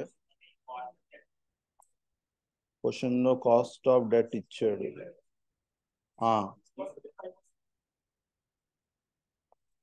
డిఫరెన్స్ ఎందుకు వచ్చిందని మీరు రాసేవన్నాడు కదా. బట్ నార్మల్గా మార్కెట్ విల్ ఆల్వేస్ చేంజ్ కదా. ఒకటి, రెండోది discount rate is always your perception కదా. మీరు ఎంత రిస్క్ తీసుకుంటున్నారని. ఇప్పుడు కొత్త బాండ్కి వాడు డేటా ఇవ్వకపోతే ఏమన్నాం, వాడు ఇచ్చిన 10% కరెంట్ మార్కెట్ రేట్ అయి ఉండాలి కాబట్టి ఇచ్చాడు అన్నాం, అంతే కదా. బట్ డేటా ఇచ్చేసినప్పుడు ఇప్పుడు ఎగ్జాంపుల్ రైట్ నో మార్కెట్లో 10% కూపన్ నడుస్తుంది అనుకోండి, నేను మీకు 11% ఆఫర్ చేశాను అనుకోండి, మీరు ఎందుకని అడుగుతారని అడగరు కదా. కానీ ఇప్పుడు అడుగుతున్నారు కదా, అంతే కదా. అంటే ఎంతకి ఇష్యూ చేయాలని నా చాయిసా కాదా. 9కి ఇష్యూ చేశాను అనుకోండి, మీకు ఇష్టం అవుతే కొంటారు, లేకపోతే కొంటారు, అంతే కదా. బట్ అగైన్ మార్కెట్ అని నేను అన్నప్పుడు కూడా మీరు అర్థం చేసుకోవాల్సింది, మార్కెట్లో ఒక సింగిల్ రేట్ ఎప్పుడు ఉండదు కదా. ఎగ్జాంపుల్సే ఈ రోజు నేను వచ్చి బాండ్ ఇష్యూ చేస్తా అన్నాను, నేను మీకు 9% ఇస్తా అన్నాను. ఇదే రోజు సే టాటా వాడు కూడా మీకు కనిపించాడు, వాడు 9% ఇస్తా అన్నాడు, మీరు ఎవరి దగ్గర కొంటారు కదా. ఇప్పుడు నేను మీకు మిమ్మల్ని ఎంటైజ్ చేయాలంటే ఏం చేయాలి, కనీసం 12% ఆఫర్ చేయాలనుకుందాం. అంటే ఇప్పుడు మార్కెట్లో ఒక రేట్ ఉందా, మల్టిపుల్ రేట్స్ ఉన్నాయా? క్రెడిట్ రేటింగ్ బట్టి మారిపోతుంది. ఈవెన్ టాటా రిలయన్స్ లోనే మేబీ ఆర్ ఇంకా కొద్దిగా చిన్న కంపెనీ ఏదో ఉందనుకోండి, వాడు ఇష్యూ చేసినప్పుడు మేబీ నేను ఇప్పుడు 12 అన్నాను, వాడు 10 ఇష్యూ చేసినా మీకు ఓకే అవ్వచ్చు. సో రిస్కీనెస్ ఆఫ్ ద కంపెనీ బట్టి ఇంట్రెస్ట్ రేట్స్ మారిపోతున్నాయి లేదా. ఒకటి, ఇదే బాండ్ గవర్నమెంట్ ఇష్యూ చేసి ఉంటే మీరే 7% ఓకే అనేవాడు కదా. ఇదే బాండ్ ఫారిన్ కంపెనీ ఇష్యూ చేసి ఉంటే కరెన్సీ రిస్క్ కూడా వస్తుంది కాబట్టి ఇంకొంచెం అడిగేవాడు. సో డిపెండ్స్ అది. సో ఒక రేట్ అంటూ ఏం లేదు కాబట్టి ఇప్పుడు డిస్కౌంట్ చేయడానికి ఉన్న మల్టిపుల్ రేట్స్ లో ఏది వాడాలనేది మీ డెసిషన్. ఎగ్జాంపుల్ ఈవెన్ మీరు బ్యాంక్ ఇప్పుడు ప్రొజెక్షన్స్ గట్టా ఇచ్చినప్పుడు మీరు ఎంత రేట్లు వేస్తున్నారు, 15% సేల్ పెరుగుతుంది అన్నారు అనుకోండి, ఎందుకు వేస్తున్నారు? మీకు లోన్ రావాలంటే 15% చూపిస్తే వస్తుందని వేసేస్తున్నారు, అంతే కదా. అప్పుడు ఎందుకన్న క్వశ్చన్ అడుగుతున్నారా? అడగట్లేదు. బట్ ఓన్లీ జడ్జిమెంట్కి ఏం చేస్తున్నారు, కొంత కంపారిజన్కి మార్కెట్ ఇంత పెరిగితే ఇంత ఛాన్స్ ఉంటుంది కాబట్టి 15%. అది ఫ్యాక్టా లేకపోతే మీ పర్సెప్షనా? సో ఇక్కడ ఉన్న రేట్స్ అన్ని ఇంచుమించుగా except that your committing for 10% అన్నప్పుడు ఆటోమేటిక్గా that's a outflow, committed outflow. But discount rate is always your expectation అన్నాం కదా.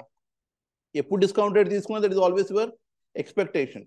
నా ఓన్లీ బాధ ఏంటంటే ఎగ్జామ్లో ఇది కనబడకపోతే, ఈ 6% కనబడకపోతే సమ్ వదిలేయకండి. అప్పుడు ఈ పైన 10 అగైన్ ఎజంప్షన్ ఏంటి, కరెంట్ మార్కెట్ ఎంత ఉందో అంతైనా మినిమం ఎక్స్పెక్ట్ చేయాలి కాబట్టి అది డిస్కౌంట్ రేట్ తీసుకున్నాం. బట్ అంతకు మించి దాంట్లో I don't think you need to read much further. Simple. Okay. Ideal అని పదం లేదు, ఐడియల్ పదం. మీకు స్టైపెండ్ ఎంత ఇస్తున్నారు? ఇవ్వట్లేదు. ఎంత ఇస్తామని ప్రామిస్ చేశారు? 4,000. ఇంకేం ఇస్తున్నారు? మీకు 3,000 ఫస్ట్ ఇయర్ ప్లస్ ల్యాప్టాప్ ఒకటి. మారే కదా, ఎందుకు ఐడియల్గా ఐసీఐ ప్రకారం ఎంత ఇవ్వాలి? 4,000 exact. But me 3,000 plus laptop scheme ఏదో విచ్ టర్న్స్ అవుట్ ఏదో అనుకుందాం. ఓకే. హిరగంగా ఏదో నాకు తెలిసి 8,000 ఇస్తున్నట్టు. ఓకే. ఇప్పుడు ఈ మూడిట్లో ఎందుకు వచ్చింది? మీకున్న డిమాండ్ సప్లై బట్టి రావణ్ కుమార్ బ్రాండ్కి 3,000 ఇచ్చినా జాయిన్ అవుతారు మీరు, 4,000 ఇచ్చినా జాయిన్ అయ్యారు. వాళ్ళ బ్రాండ్కి అది మా బ్రాండ్ మీరు ల్యాప్టాప్ ఇవ్వాల్సి వచ్చింది ఏదో అనుకోవచ్చు, అంతే కదా. సో మార్కెట్ని ఎలా డిఫైన్ చేస్తున్నారు ఐడియల్ అని? కూపన్ 10%. కాదు కదా. ఓహో, మీరు 10 పే చేస్తున్నారు కాబట్టి ఆఫ్టర్ ట్యాక్స్ అది అవుతుంది. ఆ యాంగిల్లో వస్తే అది అవ్వాల్సిన అవసరం కూడా లేదు కదా. ఎందుకంటే మీరు ఎప్పుడు కట్టిన cost of debt interest by పీనార్ మీద కడుతున్నారా, లేకపోతే ఇంట్రెస్ట్ బై ఫేస్ వాల్యూ మీద కడుతున్నారా? పీనార్ నెట్ ప్రొసీడ్స్ మీద కడుతున్నారు కదా. సో ఆ లాజిక్ లో అనుకుంటే అసలు నెట్ ప్రొసీడ్స్ 3 crore రావాలని రూల్ లేదు కదా. ప్రొటెక్షన్ కాస్ట్ అవన్నీ మైనస్ అవ్వచ్చు కదా. 10 point. అదే అంటున్నాను, అది కట్టాల్సిన అవసరం మీకు లేదండి. వాడు ఇచ్చేసినప్పుడు మీరు అనవసరంగా దాన్ని ఏం చేస్తున్నారు, కడితే రకరకాల అభిప్రాయాలు వస్తాయి అక్కడ. ఓకే. బట్ వాడు ఇచ్చిన సమ్ దాకా సమ్లాగా చూస్తారు కదా. మీరు ఇది ఎక్కువ ఆలోచన చేశారు అనుకోండి, వాడికి అర్థం కావాలి మీరు ఎందుకు చేశారు అంటే. అజంప్షన్స్ ఇవ్వాలి కదా ఎక్కడో అక్కడ మీరు ఆటోమేటిక్గా. వాడు క్లియర్గా కాస్ట్ ఆఫ్ డెట్ 6%, మీ ఉద్దేశం 6% ఇవ్వకపోతే ఏం చేస్తామన్నా? ఇస్తే ఏం చేస్తాం? ఇస్తే అలా గొడవలేదు కదా. ఇవ్వకపోతే 10 తీసుకోకుండా ఇంకేం తీసుకోవచ్చు? ఐ మీన్ 10 ఇంటూ అదే ఆఫ్టర్ ట్యాక్స్ అనుకోండి, 5 తీసుకోకుండా అలా కాదు, అసలు ఏం తీసుకోవచ్చు? మీ డౌట్ అంటే నా ఉద్దేశంలో 5 కాకుండా ఇంకేమో తీసుకోవచ్చు కదా అన్న. ఓహో, అసలు ఇప్పుడే 10 తీసుకోవచ్చు, 6 ఎందుకు? అక్కడ ఇచ్చింది ఎందుకు తీసుకుంటానా?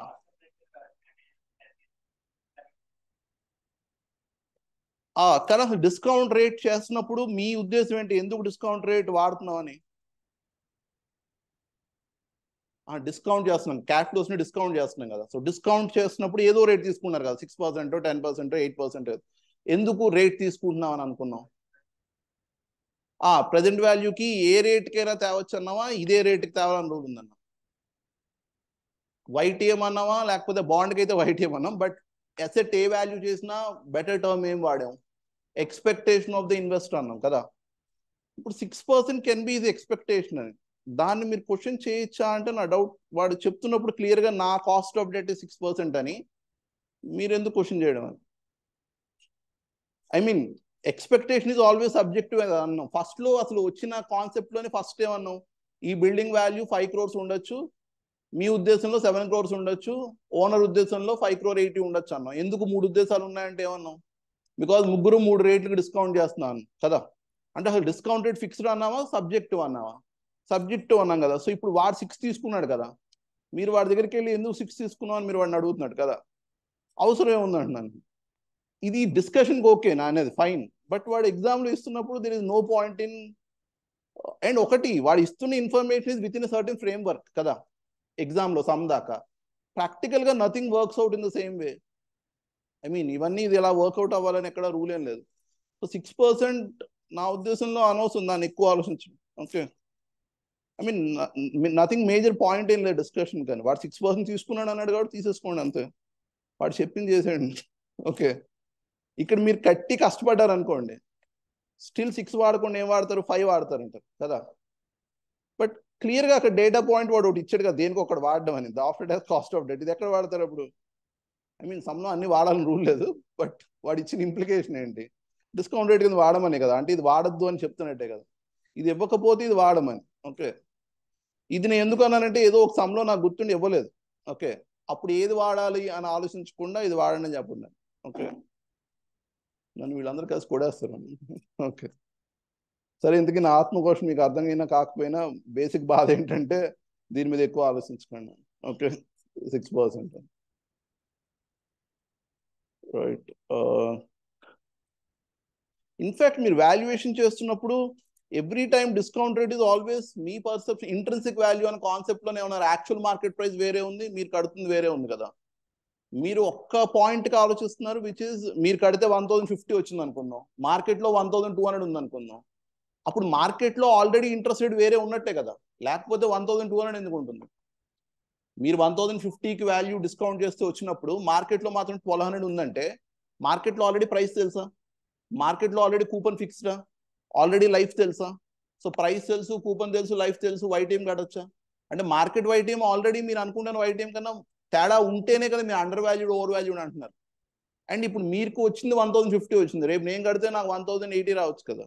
అలా ఇంతమంది కట్టినప్పుడు ఇన్ని వాల్యూస్ వస్తుంటే నా ఉద్దేశంలో అది అండర్ వాల్యూడ్ అని కదా, నా ఉద్దేశంలో అది ఓవర్ వాల్యూడ్ అని. అది ఆబ్వియస్లీ మనం ఫస్ట్ కూడా అనుకున్నాను, నేను నాకు కరెక్ట్ అనుకుంటాను, మార్కెట్కి దాన్ని బట్టి నేను రియాక్ట్ అవుతాను. బట్ అల్టిమేట్లీ నేను అనుకున్న జడ్జిమెంట్ తప్పవచ్చు కూడా కదా. 1050 ఉంది నా ప్రకారం వాల్యూ, మార్కెట్లో ఇప్పుడు 900 దొరుకుతుంది అనుకోండి, నేను కొంటున్నాను. బట్ రేపు 900 కొన్నది పెరగాలని రూల్ ఏం లేదు కదా.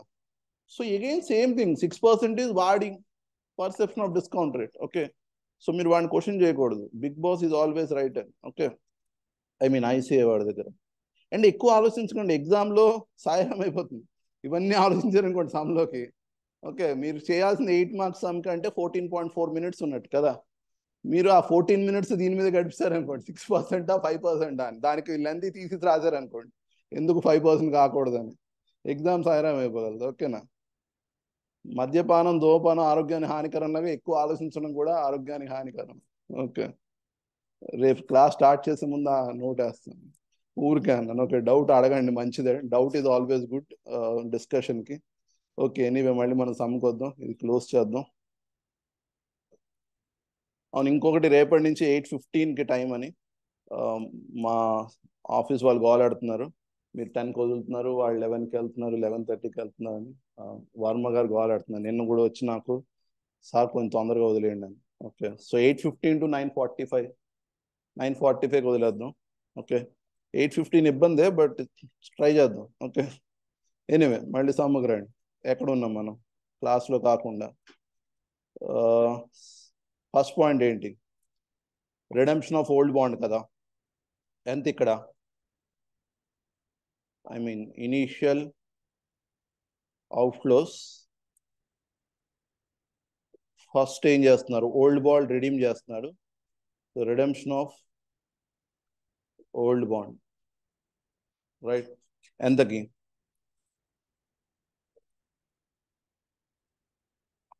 ఎంత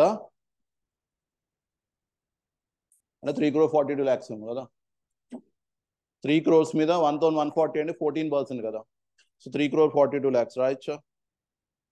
300 lakhs into 1,140 by 1,000, 3,42,00,000. కరెక్టేనా? సరిపోయింది. ఓకే, 3,42,00,000. సెకండ్ది నెక్స్ట్ ఏం రావాలి?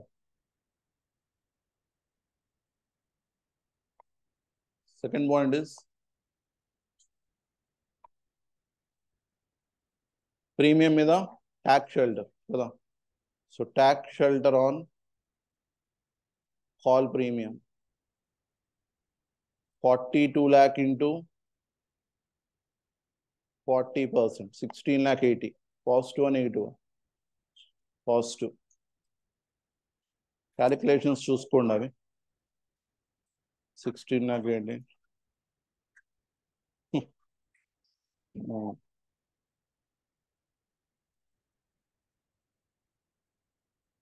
ఉంటుంది అప్పుడు. మీకు ఇలాంటివి జరిగాయా క్లాసులో?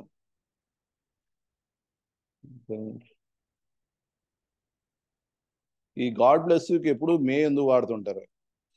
అంటే ఒక ఆప్షన్ ఇచ్చినట్టు. గాడ్ షల్ బ్లెస్ యూ అనకుండా ఎప్పుడు may God bless you, may God. అంటే అక్కడ కూడా డౌట్ అయినాము, బ్లెస్ చేస్తాడో చేయడో అన్న. పాపాత్ములకి ఎక్కువ బ్లెస్ చేయమని చెప్తున్నారు అన్నమాట. ఫోన్లేండి, మనకెందుకు, మన ఇద్దరం పుణ్యాత్ములు అనుకుందాం, అనుకుని బతికేద్దాం. Okay. So tax shelter on call premium అంతే 16,80,000. నెక్స్ట్ ఏం రావాలి? అన్అమోర్టైజ్డ్ ఉంటాయి కదా. ఈ బాండ్ డిస్కౌంట్ ఇష్యూ చేశారు కదా కదా అప్పుడు ఎంత డిస్కౌంట్ ఇచ్చారు? 9 lakh ఏమో, రైట్? 9 lakh ఇచ్చారు. అప్పటికి లైఫ్ ఎంత? 30 years. అంటే ఎవ్రీ ఇయర్ 30,000 అమోర్టైజ్ అయ్యేది. ఎన్నాళ్ళు అయిపోయింది ఇప్పటికి? 5 years. అండ్ ఇంకా 25 years ఉంది కదా, అండ్ ఇంకా 7,50,000 ఉంది. దాన్ని ఇప్పుడు రైట్ ఆఫ్ చేసేస్తున్నాం. ఓకేనా? రాస్తున్నాను, మేబీ మీకు డౌట్ ఉంటే ఒకసారి చూడండి. ఇది tax shelter on discount written of, tax shelter on discount written of. ఇది జస్ట్ మీకు ప్రెజెంటేషన్ కోసం రాస్తున్నాను నేను. విచ్ ఇస్ 9 lakh ఎక్కడి నుంచి వచ్చిందంటే, మీకు గుర్తుంటే 3 crores మీద 30 rupees అన్నాడు కదా డిస్కౌంట్ అండి. సో కావాలని ఇది రాస్తున్నాం. ఇది కొంత డివైడ్ బై 1000 రాసి ఇంటూ 30, ఇదే కదా డిస్కౌంట్. ఇది నా డిస్కౌంట్ 9 lakh. బట్ ఈ డిస్కౌంట్ ఎన్నాళ్ళకి? 30 yearsకి. ఈ 30 rupees ఇది డిస్కౌంట్, ఇది ఈ 30 years, ఇది రెండు కన్ఫ్యూజ్. ఇంటూ మిగిలిన ఎన్ని ఇయర్స్ ఉన్నాయి? 25 years. ఇంటూ ట్యాక్స్ షెల్టర్ రావాలి నాకు, అంతే కదా, 40%. ఇది ఓకేనా? సో ఇది ఆబ్వియస్లీ 7,50,000 మీద 40% 3 lakh. అంతేనా? 9 lakh by 30 is 30,000 into 25 is 7,50,000 into 40% is 3 lakhs. So అది మీ ట్యాక్స్ షెల్టర్ అని కదా. Tax shelter is again positive. Okay, ఇంకేముంది? ఇది tax shelter on discount written off కదా. ఇంకొకటి రైట్ ఆఫ్ చేశారు, ఏంటది? Right, provident cost. So tax shelter on unamortized rotation cost return of.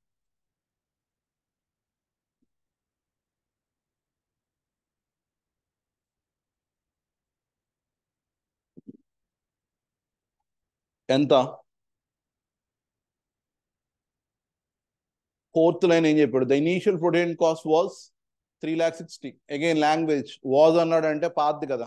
So పాతది 3,60,000 ఎన్ని ఇయర్స్ కి? 30 years కి. అంటే 1 year కి 12,000 కదా. ఇంకా ఎన్నాళ్ళు మిగిలి ఉంది? 25 years అంటే 3 lakh మిగిలి ఉంది కదా. సో 3 lakh ని రైట్ ఆఫ్ చేస్తున్నాం. ఓకే, సో ఇక్కడ రాస్తున్నాను నేను. 3,60,000 ఇచ్చాడు 30 years కి, బట్ ఇప్పుడు ఇంకా 25 years ఉంది. Into tax shelter is 40%. So 3 lakh me 40% is 1,20,000 positive.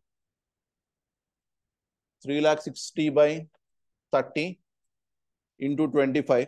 So 3 lakhs అది. 3 lakhs into 40% is 1,20,000. ఇది ఓకేనా? ఓల్డ్ బాండ్ సంబంధించి అంతానే ఇంకా ఉన్నాయా? Overlapping interest. ఓవర్లాపింగ్ ఎన్నాళ్ళు అని చెప్పాడు? 2 months. So overlapping interest. So 3 crore bond, 3 crore bond interest per annum 12.5%. కాదు, 12%. per annum 12%. 2 months ఓవర్లాప్ అయింది. into 1 minus 0.4. So 36 lakhs 2 months కంటే 6 lakhs ఆఫ్టర్ ట్యాక్స్ అంటే 3,60,000. అంతేనా?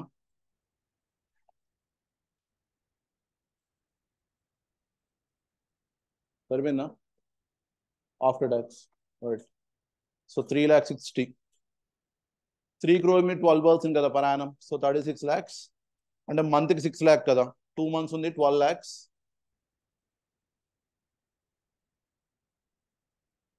తప్ప ఇది? సరిపోయింది. ఓకే, మంత్ కి నేను తప్పు చెప్పినట్టున్నాను. 3 lakh 3. Okay, 36 lakhs. So month కి 3 lakhs, 2 months కి 6 lakhs, then after tax is 3,60,000. ఇది ఓకే కదా? ఇది ఓవర్లాపింగ్ ఇంట్రెస్ట్. ఈ టైం వాల్యూ పని వాడు ఏం కన్సిడర్ చేయట్లేదు, ఎక్స్ట్రా ఇంట్రెస్ట్ ఎంత అవుతుందని. 6th, right, issue of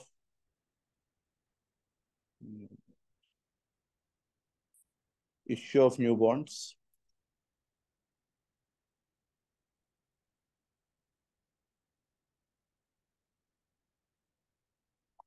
Park issue చేసాడు కదా. It proposes to sell the new bonds at par value. So 1000 అంటే 3 crores. Positive. Overlapping interest negative. Outflow కదా negative.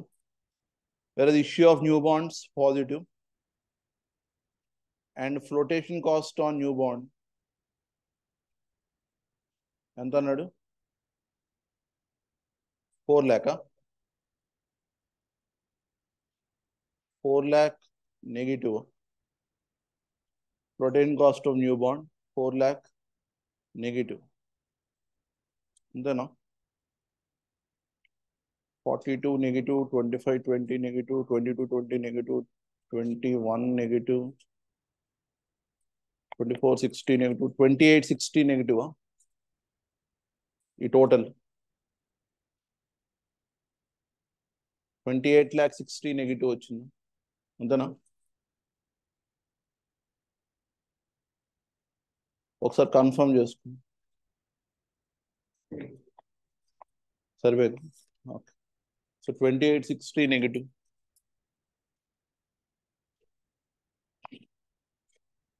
3 crore 42 negative 3 crore positive 42 lakh negative 1680 తీస్తే 25 20 negative 22 20 negative 21 negative then 360 is 24 60 negative 4 lakh add చేస్తే 28 60 negative so okay కదా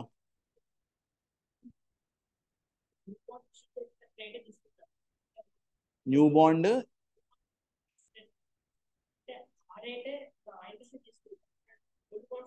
కాదు యాక్చువల్గా వాడి ఉద్దేశం ఏంటంటే అట్లీస్ట్ వాడి ఇంటర్ప్రిటేషన్ ఏంటంటే మీరు సేవింగ్స్ దగ్గర ఏం చేస్తున్నారు నెక్స్ట్ 25 years అది బాండ్ కదా సో నెక్స్ట్ 25 years పాటు ఓల్డ్ బాండ్ ఉండుంటే మీరు ఎంత పే చేయాల్సి వచ్చేది ఆ 12% ఏదో 12% కదా అవునా అయితే ఇది తప్పు ఇది ఓవర్లాపింగ్ ఓల్డ్ బాండ్ మీద రావాలి ఓల్డ్ బాండ్ 14 ఓ రామచంద్ర ఓకే అలా అయితే ఇది తప్పు ఇది ఓల్డ్ బాండ్ రావాలి ఇంట్రెస్ట్ రేట్ నేను ఓల్డ్ బాండ్ 12 అనుకుంటున్నాను ఇందాక సమ్లో ఓల్డ్ బాండ్ 12 ఏదో ఉందా సంథింగ్ ఓకే ఇది 14 రావాలి ఇది 14% అని సో ఎంత 42 lakhs మీద 6 అనుకుంటే 7 lakh మీద అంటే 4 lakh 20 రావాలి ఇందాక ఇక్కడ 3 lakh 60 వేసాను నేను అంతేనా సో 4 lakh 20 అంటే ఇంకో 60 పెరిగిందంటే ఇది 29 lakh 20 అవ్వాలా మళ్ళీ కడదాం 342 3 crore 42 negative 25 20 negative 22 20 negative 21 negative 25 20 negative 29 20 అవ్వాలి అది ఓల్డ్ బాండ్ మీద ఇంట్రెస్ట్ తీసుకోవాలి మేబీ నేను ఓల్డ్ బాండే అది అనుకుని తీసుకున్నాను బట్ ఈ 14% ఇది ఓల్డ్ బాండ్ మీద అవ్వాలి ఓవర్లాపింగ్ పాత బాండ్ కంటిన్యూ అవుతుంది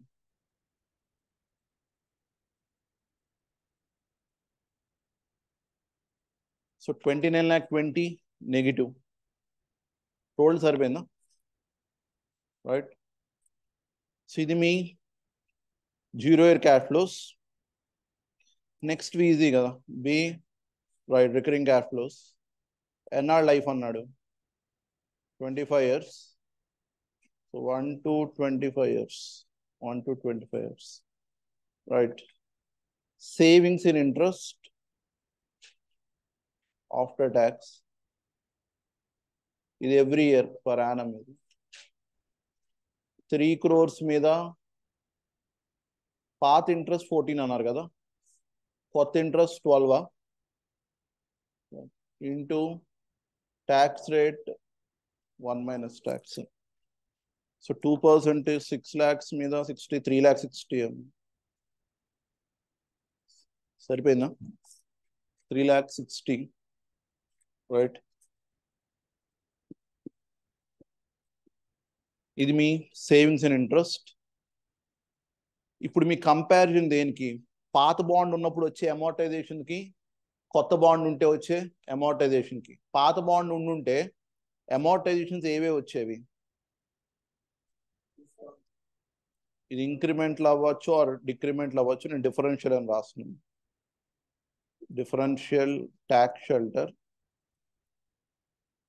ఆన్ అమోర్టైజేషన్స్ అని రాస్తున్నాను. పాత బాండ్ ఉంటే ఎవ్రీ ఇయర్ ఎంత అమోర్టైజ్ అయ్యేది? ఒకటి డిస్కౌంట్ అమోర్టైజ్ అయ్యేది కదా.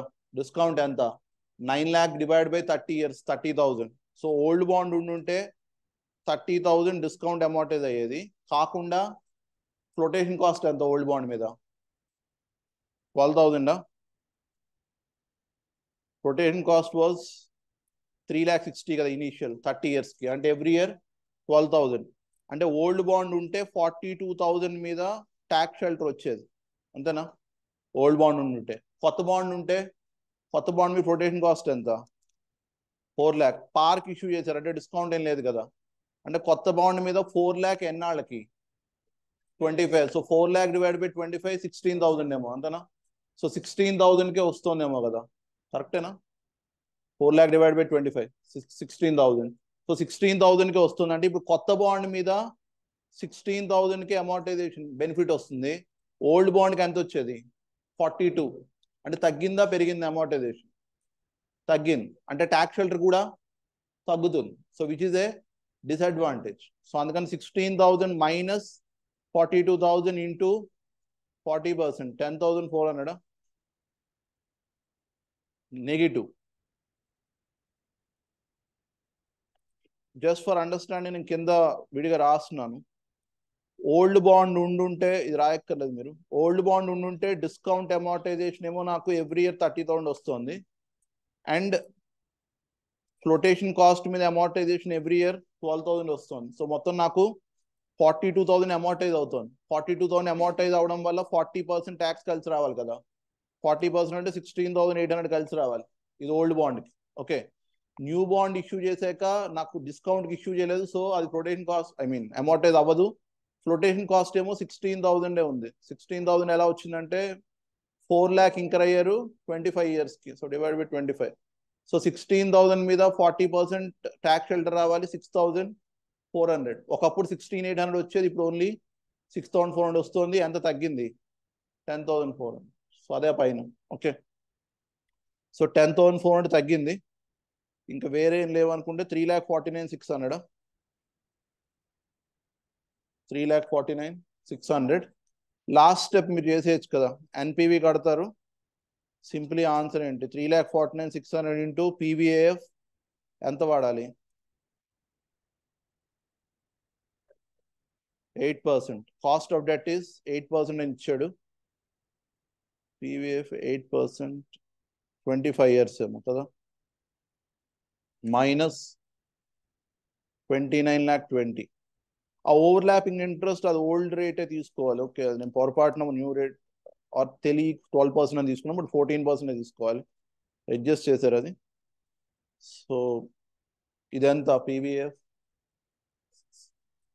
10.674. ఓ 10.674 ఇంటూ ఎన్పివి ఎంత?